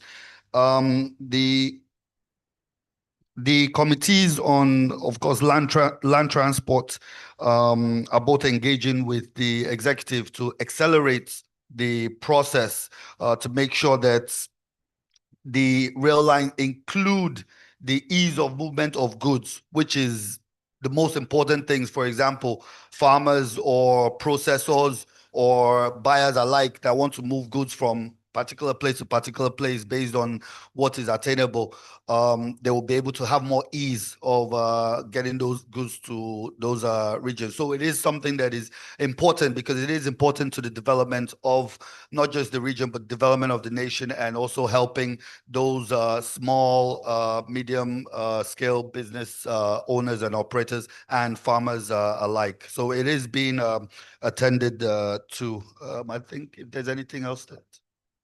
No, I think that I just checked, one of the reasons why the House, agreed to regional development commissions is so that there could be integration in some of these issues. And when you talk about integration, the railways is a good way to go. I do know, for instance, that the Southeast Development Commission, which, like several others, the structures have been set up. They have just completed a feasibility study on integrating a Southeast regional railway plan. And then I also remember that when the president visited Anambra, just about 2-3 months back, he talked about a 3 billion naira out of the last loan dedicated specifically for Southeast Rails. You can check that online. But the issue again is for us to keep tracking it. So I thank you for bringing it up, so that we'll keep tracking it for them not to forget. Thank you. Okay, somebody asked about access to the house. I think that, first of all, under Abbas Tajuddin, for the first time in the history of the House, we have sign language at all our sittings and most of our public activities. We have that on. But he has also set up a committee under the Chairman House Services to look at the facilities in the House of Reps and make recommendations on how to make it accessible to persons with disabilities. That committee has finished its work. It has submitted it to the House on the floor at plenary, and what is left now is implementation. I appreciate the point you have raised. The way that place is constructed is not friendly, especially if you are coming through the front. If you go through the behind areas, yes, but even then, there are still several challenges. So we're going to rectify that. Like I said, we are committed to that matter. I thought I should clarify that. Then the question of attacks on deaf, blind people, even albinos. For these albinos, we should thank Jake Billy for his tireless work not just for persons with disabilities, but for the protection of albinos. I don't know of many people who work as hard as Jake to push a cause he believes in. But again, like I said, we are looking at the laws again to see if there are areas we can strengthen. But some of these are also within the jurisdiction of the state houses of assembly. So please get together, make a trip to the speaker of your House of Assembly and your local, House of Assembly mostly. And they can also amend laws they have domesticated to include how to protect persons with disabilities. The National Disabilities Commission signed but not implemented. I'm happy to hear this. I will bring this to the attention of the speaker. He has his own ways of reaching out to the Governors Forum. And I will talk to the chairman of Progressive Governors, who happens to be the governor of this state, who is a friend and a brother way before he became governor. So I will bring it to his attention to also talk to his colleagues. I think that can be addressed for those states that have signed to establish that commission. Starting participatory budgeting with constituency budgeting. Well, yes and no, because the amount of money you are talking about is so small that the money will really not make any impact. That is why you find that most people use the money for training and empowerment. You cannot construct any new school and furnish the school. You cannot do a road for you. Some states get 35 million, 40 million because of the number of reps compared to the amount that comes for the constituency votes. So as much as possible, consultations should take place, I agree. But you should also escalate the question of participatory budgeting to the local government, the states, and the federal. I've been in this Nigeria for many years. Nobody has ever consulted me on how to make a federal budget or a state budget or even local government budget. Yet I'm from a village and a local government. So I think we need to keep these conversations going and let civil society at the grassroots level deepen the conversations. It will help all of us. I think that's all.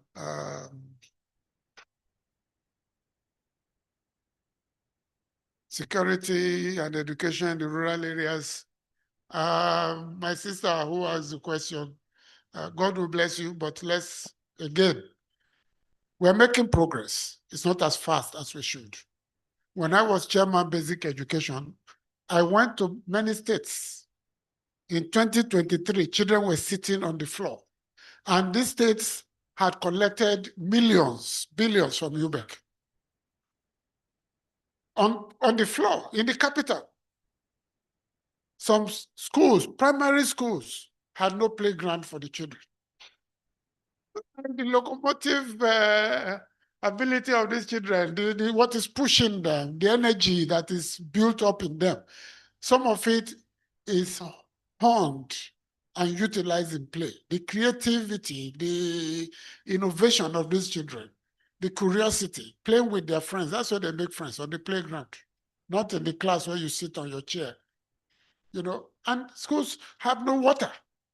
There's a school, I won't mention the state, they had no toilets for primary school children. And I asked them, where do they toilet? They said behind the building or in the bush. I said, in the bush, with ritualists and kidnappers all over the place. But this is Nigeria of 2023. Some states have prioritized it. They are doing well.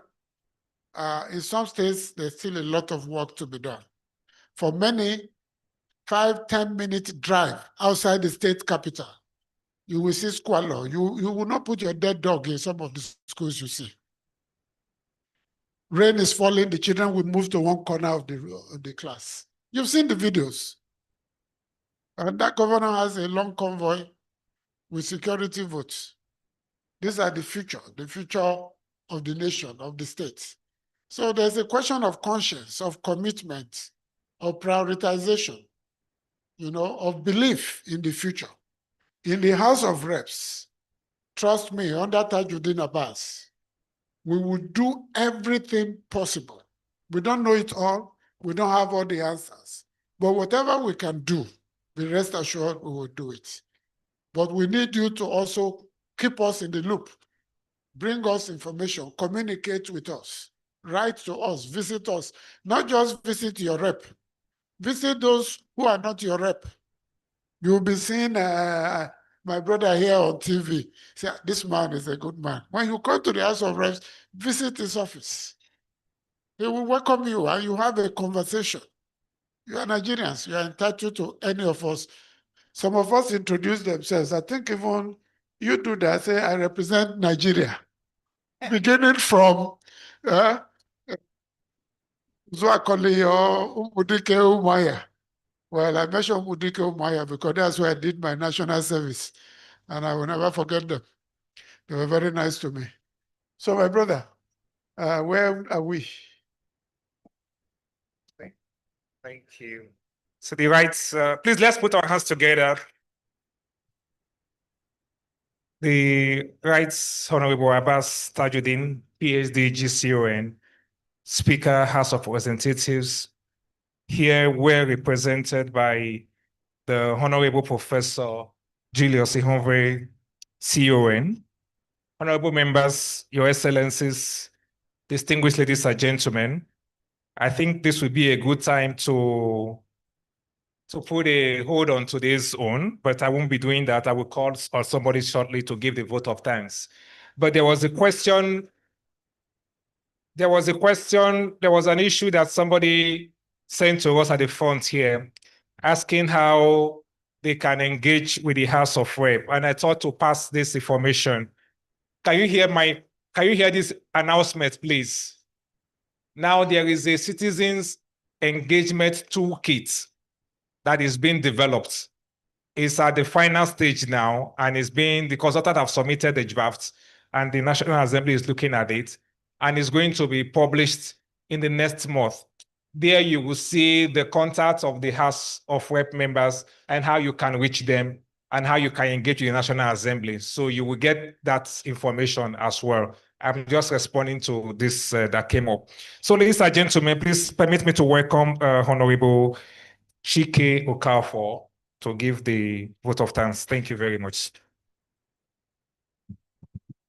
Anything that has a beginning must necessarily have an end. This regional citizens roundtable is a going concern. It's a going concern. It has just been started and it's not ending with this. My job is very simple, and that is to give a vote of thanks to all of us. And the vote of thanks will come in 4 ways. One, I would like to start by thanking our partners, our enablers, the Ford Foundation and the Global Rights, who have put resources on the table to ensure that the current 10th Assembly go around the country and engage and interact with the citizens. So, the Ford Foundation and Global Rights, thank you. And then secondly, I'd like to thank the leadership of the 10th Assembly, the Right Honorable Speaker Abbas Tajuddin, PhD, GCON, who is here ably represented by a man we choose to call the people's leader, one of the very experienced, exposed, matured leaders we have in the 10th Assembly. Of course, we have in this democracy our own Professor Julius Ihonvre, CON. Thank you very much, sir. My brothers, the other 2 members who are here, Afam, very experienced as well. Thank you, Afam Ogene. And then the last, and certainly not the least, I call him Afunwa Elotana, the scion of Senator Okonkwo dynasty, Honorable Uchenna Okonkwo. Thank you very much. Let me also thank the staff from the office of the Honorable Speaker. And let me also correct this impression. When somebody asks, why don't we have members from the Southwest? I saw my leader struggling to answer. Because one thing we don't do in the National Assembly is to indict ourselves. But let me say this, that this outing was well publicized. I came in from Abuja this morning, and I want to apologize for coming late. I had a meeting yesterday, but because of the importance, I understand and I know that the leadership of the House of Reps have attached to this assignment. I found it very expedient that I should be here.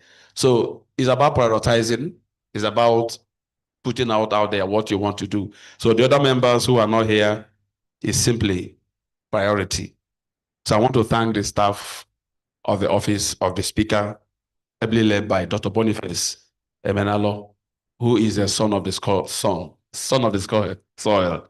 Thank you very much. And finally to you, the citizens who have come from all the corners of the southern part of Nigeria to come to be a part of this outing. If we got here, we didn't see you, we will just turn back and get into our cars and leave. So you are the reason why this outing today is a success. So please put your hands together for yourselves. And then, of course, your participations, coming by questions and interactions, coming by also, I listened to some lady who said, I want to suggest, I want to advise. So we are living here today better lawmakers than we were when we walked into this hall, because we are living here, properly equipped with questions and answers and reactions from you. I said when I started that this is a going concern. We will meet again and again and again. To God be the glory. Thank you and God bless us. Thank you very much, sir. Thank you very much. The Alabo Dr. Mengi James Owen. Don't take offense with me, sir. All right. I'm just saying it. I'll bring you up now so we hear your voice. At the time when you said she could speak, I thought you didn't want to speak. I am saying, come and take the mic and talk.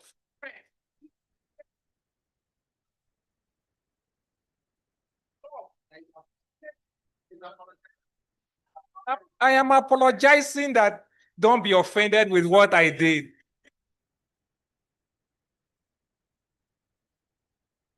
With the speaker's permission, I will ask that we rise for the national anthem as we close. Thank you.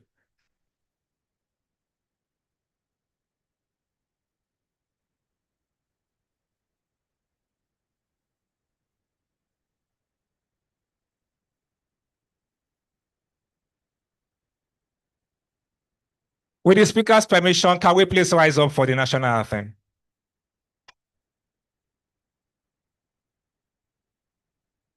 Our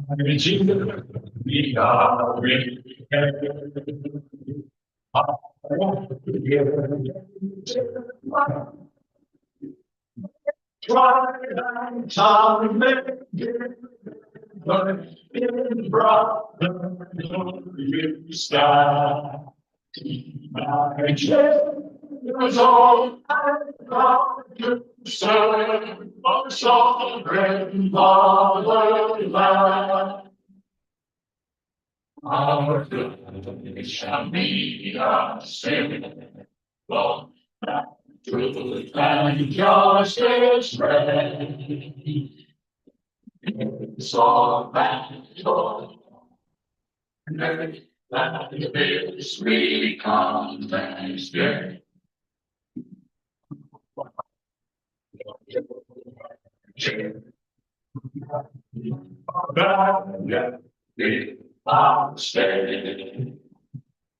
Oh God,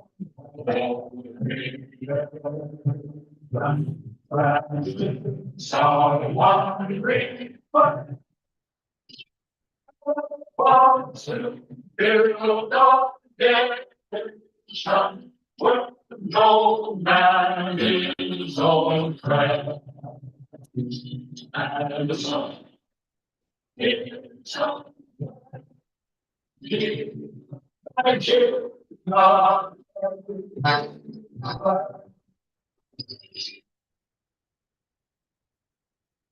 you very much. Please, the lunch is served at the back. And then those of you that came from outside the state and even everybody, please ensure you meet them at the secretariat before you leave. Thank you. Well, anywhere the president.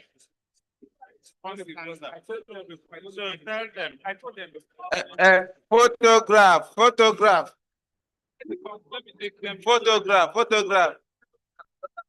This man is trying to force the software to harass the I don't Say something more. dream about. You said,